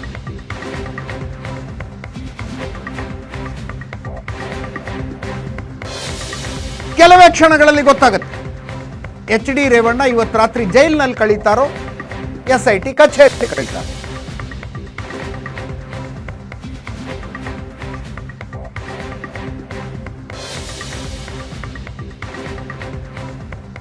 ನನ್ನ ಕೊಲೀಗ್ ಪ್ರಶಾಂತ್ ನಾಥು ಮತ್ತೊಮ್ಮೆ ನನ್ನ ಜಾಯ್ನ್ ಆಗಿದ್ದಾರೆ. ಪ್ರಶಾಂತ್, ಹಾಸನದ ಒಬ್ಬ ರಾಜಕೀಯ ಮುಖಂಡರ ಜೊತೆ ಕೇಳ್ತಾ ಇದ್ದಾನೆ, ಅವನು ಪ್ರಜ್ವಲ್ ರೇವಣ್ಣ ಭವಿಷ್ಯ ಏನು ಅಂತ. ಅವರಂತಾರೆ ಪ್ರಜ್ವಲ್ ರೇವಣ್ಣ ಬಿಡಿ, JDSನ ಭವಿಷ್ಯ ಏನು ಅನ್ನೋದೇ ದೊಡ್ಡ ಪ್ರಶ್ನೆ ಆಗಿದೆ ಈಗ ಅಂತ. ಯು ಥಿಂಕ್ ಆ ಪಕ್ಷದ ಭವಿಷ್ಯದ ಮೇಲೆ ಒಂದು ಕ್ವಶನ್ ಮಾರ್ಕ್ ಆಗುತ್ತೆ ಈ ಪ್ರಕರಣ ಅಂತ? ನೋಡಿ, 2023 ವಿಧಾನಸಭಾ ಚುನಾವಣೆ ಮುಗಿದ ನಂತರವೇ JDSನ ಅಸ್ತಿತ್ವ ಒಂದು ಪ್ರಶ್ನಾರ್ಥಕ ಸ್ಥಿತಿಯನ್ನು ತಲುಪಿದೆ. ಹೌದು ಹೌದು. ಅದೇ ಕಾರಣದಿಂದ ಮೊದಲ ಬಾರಿ BJP ಜೊತೆಗೆ ಪ್ರೀಪೋಲ್ ಅಲಯನ್ಸ್ಗೆ ದೇವೇಗೌಡರು ಕೂಡ ಒಪ್ಪಿದ್ರು. 3 ಸೀಟ್ ಕೊಟ್ಟರೆ ಸಾಕು, ಒಪ್ಕೊಳ್ಳೋಣ ಅನ್ನುವ ಸ್ಥಿತಿಗೆ ಬಂದು JDS ತಲುಪಿತ್ತು. 38 ಇದ್ದ ಶಾಸಕರು 19ಕ್ಕೆ ಇಳಿದಿದ್ರು. ಆ 19ರಲ್ಲೂ ಕೂಡ 10-12 ಕಾಂಗ್ರೆಸ್ ತೆಗೆದುಕೊಂಡು ಹೋಗುತ್ತೆ. DK ಶಿವಕುಮಾರ್ ಜೊತೆ ಸಂಪರ್ಕದಲ್ಲಿದ್ದಾರೆ ಅನ್ನೋ ಮಾತುಗಳಿದ್ವು. ನನಗನ್ಸುತ್ತೆ ಸ್ಟ್ರೆಂತ್ ಆಫ್ ದೇವೇಗೌಡರು ಏನು ಇಷ್ಟು ದಿನಗಳ ಕಾಲ ಒಕ್ಕಲಿಗರಲ್ಲಿ ಒಂದು ದಂತಕಥೆಯಾದವರು. ಯಾಕಂದರೆ 1957 ಕೆಂಗಲ್ ಹನುಮಂತಯ್ಯನವರ ನಂತರ ಒಕ್ಕಲಿಗ ಸಮುದಾಯಕ್ಕೊಂದು ಮುಖ್ಯಮಂತ್ರಿ ಸ್ಥಾನವೂ ಸಿಕ್ಕಿರಲಿಲ್ಲ. ದೇವರಾಜ ಅರಸರು, ನಿಜಲಿಂಗಪ್ಪನವರು, ವೀರೇಂದ್ರ ಪಾಟೀಲ್, ರಾಮಕೃಷ್ಣ ಹೆಗಡೆ, ಗುಂಡೂರಾಯರು, ನಂತರ ಮತ್ತೆ ವೀರೇಂದ್ರ ಪಾಟೀಲ್, ಬಂಗಾರಪ್ಪ, ವೀರಪ್ಪ ಮೊಯ್ಲಿ, ಈ ರೀತಿ ಮುಖ್ಯಮಂತ್ರಿಗಳಿದ್ದರೆ ಹೊರತು ಒಕ್ಕಲಿಗ ಸಮುದಾಯಕ್ಕೆ ಮುಖ್ಯಮಂತ್ರಿ ಸ್ಥಾನ ಇರಲಿಲ್ಲ. 94ರಲ್ಲಿ ಮುಖ್ಯಮಂತ್ರಿ ಆದರು, 96ರಲ್ಲಿ ಪ್ರಧಾನಮಂತ್ರಿ ಆದರು. ಇವೆರಡು ಅವರನ್ನು ಒಂದು ಲೆಜೆಂಡ್ರಿ ಪರ್ಸ್ನಾಲಿಟಿ ಅನ್ನುವ ಮಟ್ಟಕ್ಕೆ ಒಕ್ಕಲಿಗರಲ್ಲಿ ತೆಗೆದುಕೊಂಡು ಹೋಯಿತು. ಆದರೆ ಇನ್ನೊಂದು ಮುಖ್ಯ ಕಾರಣ ಆವಾಗ ನಾವು ಚರ್ಚೆ ಮಾಡಿದ್ದೆ, ಮೋದಿಯನ್ನು ಜನ ಯಾಕೆ ಇಷ್ಟಪಡ್ತಾರೆ? ಈ ಕೆಲವು ಕಾರಣಗಳಿಂದಾಗಿ. ಅಂದರೆ ವೈಯಕ್ತಿಕ ಜೀವನದಲ್ಲಿ ಯಾವುದೇ ರೀತಿಯಾಗಿರ್ತಕ್ಕಂಥ ಅಪಸವ್ಯಗಳಿಲ್ಲ. ಅವರ ಪಾಲಿಟಿಕ್ಸ್ ಬಗ್ಗೆ ಪ್ರಶ್ನೆಗಳಿರ್ಬೋದು, ಪಾಲಿಸಿ ಪ್ರಶ್ನೆ ಇರ್ಬೋದು, ವ್ಯಕ್ತಿತ್ವದ ಬಗ್ಗೆ ಪ್ರಶ್ನೆ ಇರ್ಬೋದು. ಆದರೆ ಅವರ ವೈಯಕ್ತಿಕವಾಗಿರ್ತಕ್ಕಂಥ ಚಾರಿತ್ರದ ಮೇಲೆ ಕಪ್ಪು ಚುಕ್ಕೆಗಳಿಲ್ಲ. ಸೇಮ್ ವಿತ್ ದೇವೇಗೌಡರು. ಮೋದಿ ಪ್ರಧಾನಮಂತ್ರಿ ಆದರೂ, ದೊಡ್ಡ ಹೆಸರು ಮಾಡಿದರು, ಇಡೀ ದೇಶದಲ್ಲಿ ಪಾಪ್ಯುಲಾರಿಟಿ ಇತ್ತು. ದೇವೇಗೌಡರು ಪ್ರಧಾನಮಂತ್ರಿ ಆದರೂ ದೇಶದಲ್ಲಿ ಪಾಪ್ಯುಲಾರಿಟಿ ಇರಲಿಕ್ಕಿಲ್ಲ. ಆದರೆ ಕರ್ನಾಟಕದಲ್ಲಿ ಒಕ್ಕಲಿಗ ಭಾಗದಲ್ಲಿ ಅವ್ರಿಗೊಂದು ಅಕ್ಸೆಪ್ಟಬಿಲಿಟಿ ಅಂತ ಬಂದಿದ್ದು, ಒಂದು ಅವರ ಹೋರಾಟದ ಮನೋಭಾವ, ಎರಡನೇದು ಅವರ ಚಾರಿತ್ರ್ಯದ ಕಾರಣದಿಂದಾಗಿ. ಯಾರೂ ಅವ್ರ ಹತ್ರ ಬೊಟ್ಟು ಮಾಡಲಿಕ್ಕೆ ಸಾಧ್ಯ ಆಗಿರಲಿಲ್ಲ. ನಾನು ಈಗ ಅದು ತಪ್ಪಾಗತ್ತೆ ಅನ್ನುವ ಕಾರಣಕ್ಕೋಸ್ಕರ ಹೆಸರು ಹೇಳಲಿಕ್ಕೆ ಹೋಗಲ್ಲ. ಅವರ ಸಮಕಾಲೀನ ಬಹುತೇಕ ರಾಜಕಾರಣಿಗಳು ಈ ವೈಯಕ್ತಿಕ ಚಾರಿತ್ರ್ಯದ ಕಾರಣದಿಂದಾಗಿ 5 ವರ್ಷ 10 ವರ್ಷ ಅಧಿಕಾರ ಪಡೆದು ಪಕ್ಕಕ್ಕೆ ಸರಿತಾ ಹೋದರು. ದೇವೇಗೌಡರು ಆ ವೈಯಕ್ತಿಕ ಚಾರಿತ್ರ್ಯ ಗಟ್ಟಿಯಾಗಿ ಇಟ್ಟುಕೊಂಡ ಕಾರಣದಿಂದಾಗಿ ಪಾಲಿಟಿಕ್ಸ್ನಲ್ಲೂ ಬಹುಕಾಲ ಬೆಳೆದ್ರು, ಬಾಳಿದ್ರು. ಪ್ರಾದೇಶಿಕ ಪಕ್ಷವನ್ನು ಕಟ್ಟಿ ಅದನ್ನು ಸುಮಾರು 25 ವರ್ಷಗಳ ಕಾಲ ಜೀವಂತ ಇಟ್ಟು ತೋರಿಸಿದ್ದಾರೆ. ಆದರೆ ಅವರ ಮೊಮ್ಮಗ ಮಾಡಿದ್ದಾನೆ ಅನ್ನಲಾದ ಈ ದೃಶ್ಯಗಳು, ಈ ಕೃತ್ಯಗಳೇನಿವೆ, ಅದು ಒಂದು ದೊಡ್ಡ ಕಳಂಕವನ್ನು ಆ ಕುಟುಂಬಕ್ಕೆ ಹಚ್ಚಿದೆ. ಹಿಂದೆ ಅನೇಕ ಸಣ್ಣ ಪುಟ್ಟ ಘಟನೆಗಳು ಆ ಕುಟುಂಬದಲ್ಲೂ ನಡೆದಿವೆ. ನಾನೀಗ ಅದರ ಪ್ರಸ್ತಾಪ ಮಾಡಲಿಕ್ಕೆ ಹೋಗಲ್ಲ. ಆದರೆ ಅವು ಸಣ್ಣ ಪುಟ್ಟ ಘಟನೆಗಳಾಗಿದ್ವು. ಸರಿಯಪ್ಪ, ವ್ಯಕ್ತಿ ಸ್ವಲ್ಪ 19-20 ಮಾಡ್ತಾನೆ, ಸ್ವಲ್ಪ ಎಡವ್ತಾನೆ ಮತ್ತು ವಾಪಸ್ ಕರ್ಕೊಂಡು ಬರಬಹುದು ಅನ್ನುವ ತರಹದ ಆ ಒಂದು ಇತ್ತು. ಆದರೆ ಇದು ಏನಿದೆ ಅಲ್ಲ, ಇದು ಸಾರ್ವತ್ರಿಕವಾಗಿ ವಿಡಿಯೋಗಳು ಲೀಕ್ ಆಗಿವೆ. ಇಡೀ ದೇಶದಲ್ಲಿ ದೇವೇಗೌಡರ ಮೊಮ್ಮಗ ರಾಸ್ಲೀಲಾ ಕಾಂಡ್ ಅನ್ನುವ ರೀತಿಯಲ್ಲಿ ಚರ್ಚೆ ಆಗ್ತಾ ಇದೆ. ಒಂದು ಪರ್ಸೆಪ್ಷನ್ ಬಿಲ್ಡ್ ಆಗಿಬಿಟ್ಟಿದೆ. ಇದು ದೇವೇಗೌಡರ ಪಾಲಿಟಿಕ್ಸ್ಗೆ ಮುಂದಿನ ದಿನಗಳಲ್ಲಿ ಯಾವ ರೀತಿಯಾಗಿರ್ತಕ್ಕಂಥ ಸಮಸ್ಯೆಗಳನ್ನು ತಂದೊಡ್ಡುತ್ತೆ ಅಂತಕ್ಕಂಥದ್ದನ್ನು ನೋಡಬೇಕಾಗತ್ತೆ. ನಿಶ್ಚಿತವಾಗಿ ದೇವೇಗೌಡರು, ರೇವಣ್ಣ, ಪ್ರಜ್ವಲ್ ರೇವಣ್ಣ ಮುಂದಿನ ದಿನಗಳಲ್ಲಿ ಕಾನೂನಾತ್ಮಕ ಹೋರಾಟದಲ್ಲಿ ಹೆಚ್ಚು ತೊಡಗಿಸ್ಕೊಳ್ಬೇಕಾಗತ್ತೆ ಹೊರತು ಪಾಲಿಟಿಕಲಿ ಏನು ಮಾಡಲಿಕ್ಕೆ ಸಾಧ್ಯ ಇದೆ ಅನ್ನುವ ಸ್ಥಿತಿಗತಿಯಂತರೂ ಕಾಣ್ತಿಲ್ಲ. ಅದರ ಜೊತೆಗೆ ಹಳೆ ಮೈಸೂರು ಭಾಗದ 11 ಸೀಟ್ಗಳಲ್ಲಿ ಏನು ಫಲಿತಾಂಶ ಬರುತ್ತೆ ಅದು ಕೂಡ ಇದರ ಜೊತೆ ಒಂದು ಆ್ಯಡ್ ಆನ್ ಫ್ಯಾಕ್ಟರ್ ರೀತಿಯಲ್ಲಿ ಇರುತ್ತೆ ಅಂತ ನನಗಂತ. ಈಗ ನೋಡಿ, ನಾಳೆ ಸಂಪುಟ ರಚನೆ ಆಯಿತು ಅಂತ ಅನ್ಕೋಣ, ಸಮ್ಮಿಶ್ರ ಸರ್ಕಾರನೇ ಬಂತು ಅನ್ಕೋಣ ಕಾಂಗ್ರೆಸ್ನವ್ರು ಹೇಳುವ ಪೈಕಿ. ಇಲ್ಲಪ್ಪ, ಮೋದಿ ಜೊತೆ ಒಂದಿಷ್ಟು ಪಕ್ಷಗಳು ಸೇರ್ಕೊಂಡು ಸರ್ಕಾರ ರಚನೆ ಮಾಡುತ್ತೆ, ಲೀಸ್ಟ್ ಪಾಸಿಬಿಲಿಟಿಯಿಂದನೇ ತಗೋಣ. ಆಗ ನೀವು JDSನಿಂದ ಮಂತ್ರಿ ಯಾರಿಗೆ ಮಾಡ್ತೀರಿ ಅನ್ನುವ ಪ್ರಶ್ನೆ ಬರುತ್ತೆ. ಕುಮಾರಸ್ವಾಮಿ ಹೆಸರು ಬಂದರೂ ಕೂಡ ಪ್ರಜ್ವಲ್ ರೇವಣ್ಣ, ದೇವೇಗೌಡ, ರೇವಣ್ಣ ಇದು ಹಾಂಟ್ ಆಗತ್ತೆ. ನೀವು ನೋಡಿ ಆಗಿನ ಕಾಲದಲ್ಲಿ ಏನೇನೆಲ್ಲ ಘಟನೆಗಳು ನಡೀತವೆ ಅಂತಕ್ಕಂಥದ್ದು. ಆವಾಗ BJP ಮತ್ತು JDS ನಡುವೆ ತನ್ನಿಂದ ತಾನೇ ಒಂದು ರಿಫ್ಟ್ ಶುರು ಆಗುತ್ತೆ. ಬರೀ BJP JDS ಅಲ್ಲ, ಕುಮಾರಸ್ವಾಮಿ ರೇವಣ್ಣ ಕುಟುಂಬದ ನಡುವೆ ರಿಫ್ಟ್ ನೋಡಿ ನೇರ ಕಾಣ್ತಾ ಇದೆ. ಹುಬ್ಬಳ್ಳಿಯ ಕುಮಾರಸ್ವಾಮಿ ಅವರ ಪ್ರೆಸ್ ಕಾನ್ಫರೆನ್ಸ್ ಅನ್ನು ನೋಡಿದಾಗ ನನಗೋದಕ್ಕೂ ಸಂಬಂಧ ಇಲ್ಲ, ಆ ಕುಟುಂಬ ಬೇರೆ, ನಮ್ಮ ಕುಟುಂಬ ಬೇರೆ ಅನ್ನೋದನ್ನ ಕುಮಾರಸ್ವಾಮಿ ಹೇಳ್ತಾ ಇದ್ದಾರೆ. ಹೀಗಾಗಿ ನಾನಾ ಪ್ರಶ್ನಾರ್ಥಿಕ ಚಿಹ್ನೆಗಳು ಮೂಡ್ತಾ ಇವೆ. ಕುಮಾರಸ್ವಾಮಿ ಕೂಡ ಇದು ಹೇಳ್ತಾ ಇರೋದು BJPಯ ಮುಂದಿನ ಹೆಜ್ಜೆಯನ್ನು ದೃಷ್ಟಿಯಲ್ಲಿಟ್ಕೊಂಡು ಅಂತಕ್ಕಂಥದ್ರ ಬಗ್ಗೆ ಸಂಶಯ ಬೇಡ. ಆಗಿಂದಾಗೆ ಈ ಕುಟುಂಬದಲ್ಲಿ ಕಲಹ ನಡೆದಿವೆ, ಬೇಕಾದಷ್ಟು ಜಗಳ ನಡೆದಿವೆ. ಆದರೆ ಹೊರಗಿನವರ ವಿರುದ್ಧ ಈ ಕುಟುಂಬ ಆಗಾಗ ಒಟ್ಟಾಗ್ತಾ ಇತ್ತು. ಪ್ರಜ್ವಲ್ ರೇವಣ್ಣ ಪ್ರಕರಣ ಅದಕ್ಕೊಂದು ಕಳಂಕವನ್ನು ತಂದು ಒಡ್ಡಿದೆ. ಆ ಕಳಂಕವನ್ನು ನಿವಾರಿಸ್ತಕ್ಕಂಥದ್ದು ಸುಲಭ ಅಲ್ಲ. ಈ ಪ್ರಕರಣದಿಂದ ಅಂದರೆ ಯಾರಿಗೋ ಏನೋ ಹಾನಿ ಆಗುತ್ತೆ ಅಂದರೆ ಇನ್ಯಾರಿಗೂ ಲಾಭ ಕೂಡ ಆಗಬೇಕು. DK ಶಿವಕುಮಾರ್ ಏನು ಒಕ್ಕಲಿಗ ನಾಯಕತ್ವವನ್ನು ಮತ್ತಷ್ಟು ಸುಭದ್ರಪಡಿಸಿಕೊಳ್ತಾರ, ಒಕ್ಕಲಿಗ ವೋಟ್ ಬ್ಯಾಂಕ್ ಮೇಲೆ ತಮ್ಮ ಹಿಡಿತವನ್ನು ಹೆಚ್ಚಿಸಿಕೊಳ್ತಾರ? ಹಾಗಿದ್ರೆ ಅಜಿತ್ ನೋಡಿ, ಇದರಲ್ಲಿ 2 ಸಂಗತಿಗಳಿವೆ. ಒಕ್ಕಲಿಗರ ವೋಟ್ ಬ್ಯಾಂಕ್, ಒಕ್ಕಲಿಗರ ಏನು ಜಿಲ್ಲೆಗಳಿವೆ, ಅಲ್ಲಿ ಕುಮಾರಸ್ವಾಮಿ ದೇವೇಗೌಡರ ಪ್ರಭಾವವನ್ನು ತಗ್ಗಿಸಿ ಅದನ್ನು ನಿಧಾನವಾಗಿ ತಮ್ಮ ಕಡೆ ತೆಗೆದುಕೊಳ್ಬೇಕು ಅಂತಕ್ಕಂಥ ಪ್ರಯತ್ನ ಒಂದು ಕಡೆ DK ಶಿವಕುಮಾರಿಂದ ಹೆಚ್ಚಾಗಿ ನಡೀತಾ ಇದ್ರೆ, ಇನ್ನೊಂದು ಕಡೆಯಿಂದ ಬಿಜೆಪಿ ಕೂಡ ಅದನ್ನೇ ಮಾಡ್ತಾ ಇದೆ. ಮತ್ತು ಈ ಪ್ರಕರಣದಲ್ಲಿ ಅತಿ ಹೆಚ್ಚು ಟಾಕ್ ಫೈಟ್ ಆಗ್ತಾ ಇರೋದು ಕೂಡ DK ಶಿವಕುಮಾರ್ ವರ್ಸಸ್ ಕುಮಾರಸ್ವಾಮಿನೇ ನಿಶ್ಚಿತವಾಗಿ. ಯಾಕಂದರೆ DK ಶಿವಕುಮಾರ್ ಉಪಮುಖ್ಯಮಂತ್ರಿ ಇರೋದ್ರಿಂದ, ಮುಖ್ಯಮಂತ್ರಿ ಆಗುವ ಕನಸು ಕಾಣ್ತಾ ಇರೋದ್ರಿಂದ ಅದು ಏನೇ ಆದರೂ ಕೂಡ ದ ಡಿಫಾಲ್ಟ್ ಲಾಭ DK ಶಿವಕುಮಾರ್ಗೆ ಆಗುತ್ತೆ, ಇದರಲ್ಲಿ 2 ಮಾತಿಲ್ಲ. ಆದರೆ BJP ಕೂಡ ಅದರಲ್ಲಿ ಶೇರನ್ನು ಪಡಿತಕ್ಕಂಥ ಪ್ರಯತ್ನವನ್ನು ಮಾಡುತ್ತೆ. ಹೀಗಾಗಿ ಮುಂದಿನ ದಿನಗಳಲ್ಲಿ ನೋಡಬೇಕು ಈ ಪ್ರಕರಣದ ರಿಪರ್ಕೇಷನ್ಸ್ ಏನು, ಯಾವ ಮಟ್ಟಿಗೆ ರೇವಣ್ಣ ಕುಮಾರಸ್ವಾಮಿ ನಡುವೆ ಕಂದಕ ನಿರ್ಮಾಣ ಆಗುತ್ತೆ, ಈ ಕೇಸ್ಗಳ ಕಾರಣದಿಂದ ಮುಂದಿನ ದಿನಗಳಲ್ಲಿ ಪಾಲಿಟಿಕ್ಸ್ ಹೇಗೆ ನಡೆಯುತ್ತೆ. ನಾವು ಅನೇಕ ಬಾರಿ ಅಪ್ರೂವರ್ ಅಂತೆಲ್ಲ ಕೇಳಿದ್ದೀವಿ. ಕರೆಕ್ಟ್. ನನಗೆ ಅಷ್ಟು ಕಾನೂನಿನ ಬಗ್ಗೆ ಅರ್ಥ ಆಗಲ್ಲ. ಆದರೆ ಮುಂದಿನ ದಿನಗಳಲ್ಲಿ ಈ ಕೇಸ್ನ ಕುಣಿಕೆ ಬಿಗಿಯಾಗ್ತಾ ಹೋದಂತೆ ಹಾಸನ ಜಿಲ್ಲೆಯಲ್ಲಿ ಕಾಂಗ್ರೆಸ್ ಪ್ರಬಲವಾಗ್ತಾ ಸಾಗತ್ತಾ? ರೇವಣ್ಣ ಮತ್ತು ಪ್ರಜ್ವಲ್ ರೇವಣ್ಣ ಸರಿ, ಈ ಕೇಸ್ನಲ್ಲಿ ಕುಣಿಕೆಯನ್ನು ಬಿಗಿ ಮಾಡಬೇಡಿ, ನಾವು ಪೊಲಿಟಿಕಲಿ ಮಾರ್ಜಿನಲೈಸ್ ಆಗ್ತಾ ಹೋಗ್ತೀವಿ ಅಂತ ಇದೆಲ್ಲವೂ ನಡೆಯುತ್ತೆ ರಾಜಕಾರಣದಲ್ಲಿ.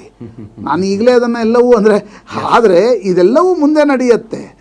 ಆಗ ಕುಮಾರಸ್ವಾಮಿ ಏನು ಮಾಡ್ತಾರೆ, ಆಗ ಈಗ ದೇವೇಗೌಡರ 91 ವರ್ಷದ ದೇವೇಗೌಡರು ಇದನ್ನು ಒಂದು ಹೋರಾಟವಾಗಿ ಸ್ವೀಕರಿಸ್ತಾರೋ ಅಥವಾ ಒಂದು ರೀತಿ ಭೀಷ್ಮ ಕೊನೆಯ ದಿನಗಳಲ್ಲಿ ಏನು ಮಾಡಿದ್ರು ಆ ರೀತಿ ಇದನ್ನು ತೆಗೆದುಕೊಳ್ತಾರೆ. We don't know. ಯಾಕಂದರೆ ಭ್ರಷ್ಟಾಚಾರದ ಪ್ರಕರಣಗಳಲ್ಲಿ ನಿಮ್ಮೊಂದು ಫೈಟಿಂಗ್ ಸ್ಪಿರಿಟ್ ಇರುತ್ತೆ.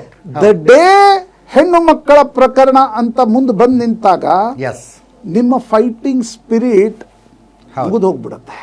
ಸೊ ದೇವೇಗೌಡರು ಏನು ಮಾಡ್ತಾರೆ, ಯಾಕಂದ್ರೆ ಇದರಲ್ಲಿ 2 ಅಂಶಗಳಿವೆ. ಈ ಪ್ರಕರಣ ಕಾಂಗ್ರೆಸ್ ಏನೋ ರಾಜಕೀಯ ಪ್ರೇರಿತವಾಗಿ ನಡೆಸ್ತಾ ಇದೆ ಅನ್ನೋದು ನಿಜ ಆದರೂ ಕೂಡ ಎಲ್ಲ ಈಗ ಅರವಿಂದ್ ಕೇಜ್ರಿವಾಲ್ ವಿರುದ್ಧ ಮೋದಿ ಅಣತಿ ಇಲ್ಲದೆ ಇಡಿ ಹೋಗಿ ಅರೆಸ್ಟ್ ಮಾಡುತ್ತಾ? ಮಾಡಲ್ಲ. ಹಾಗೆ ರೇವಣ್ಣನವ್ರನ್ನ ಅರೆಸ್ಟ್ ಚುನಾವಣೆಗೆ 2 ದಿನ ಇರಬೇಕಾದ್ರೆ ನಡಿಬೇಕಾದ್ರೆ CID ಮುಖ್ಯಮಂತ್ರಿಗಳ ಉಪಮುಖ್ಯಮಂತ್ರಿಗಳ ಗೃಹ ಸಚಿವರ ಅಪ್ಪಣೆ ಇಲ್ಲದೆ ಹೋಗಿ ಅರೆಸ್ಟ್ ಮಾಡುತ್ತಾ? ಮಾಡಲ್ಲ.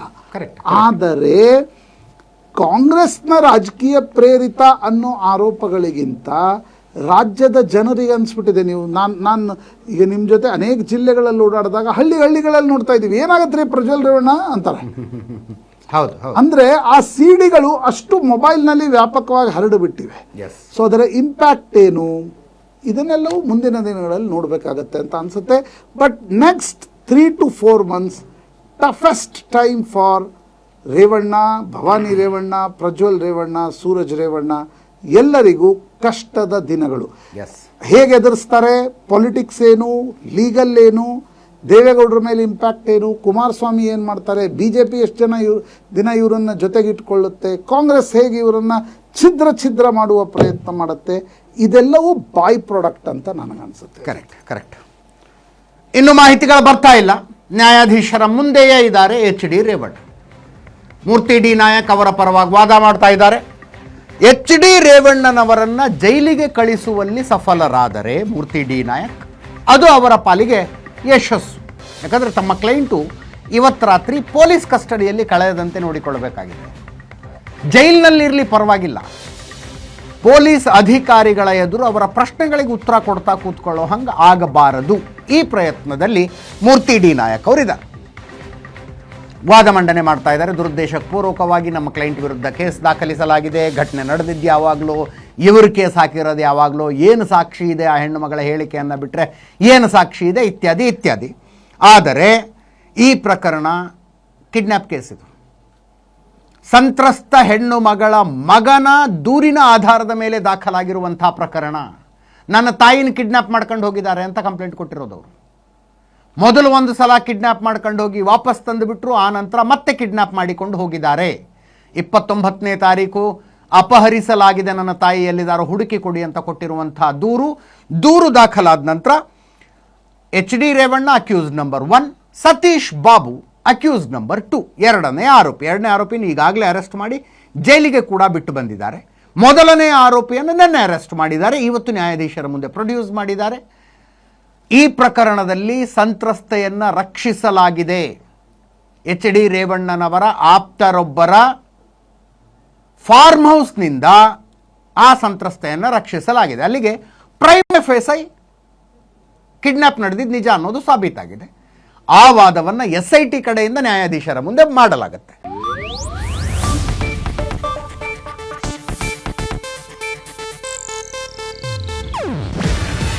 ಇದು ಏಷ್ಯಾನೆಟ್ ನ್ಯೂಸ್ ನೆಟ್ವರ್ಕ್ ಪ್ರಸ್ತುತಿ. ನೀವು ನೋಡ್ತಿದ್ದೀರಾ ಏಷ್ಯಾನೆಟ್ ಸುವರ್ಣ ನ್ಯೂಸ್.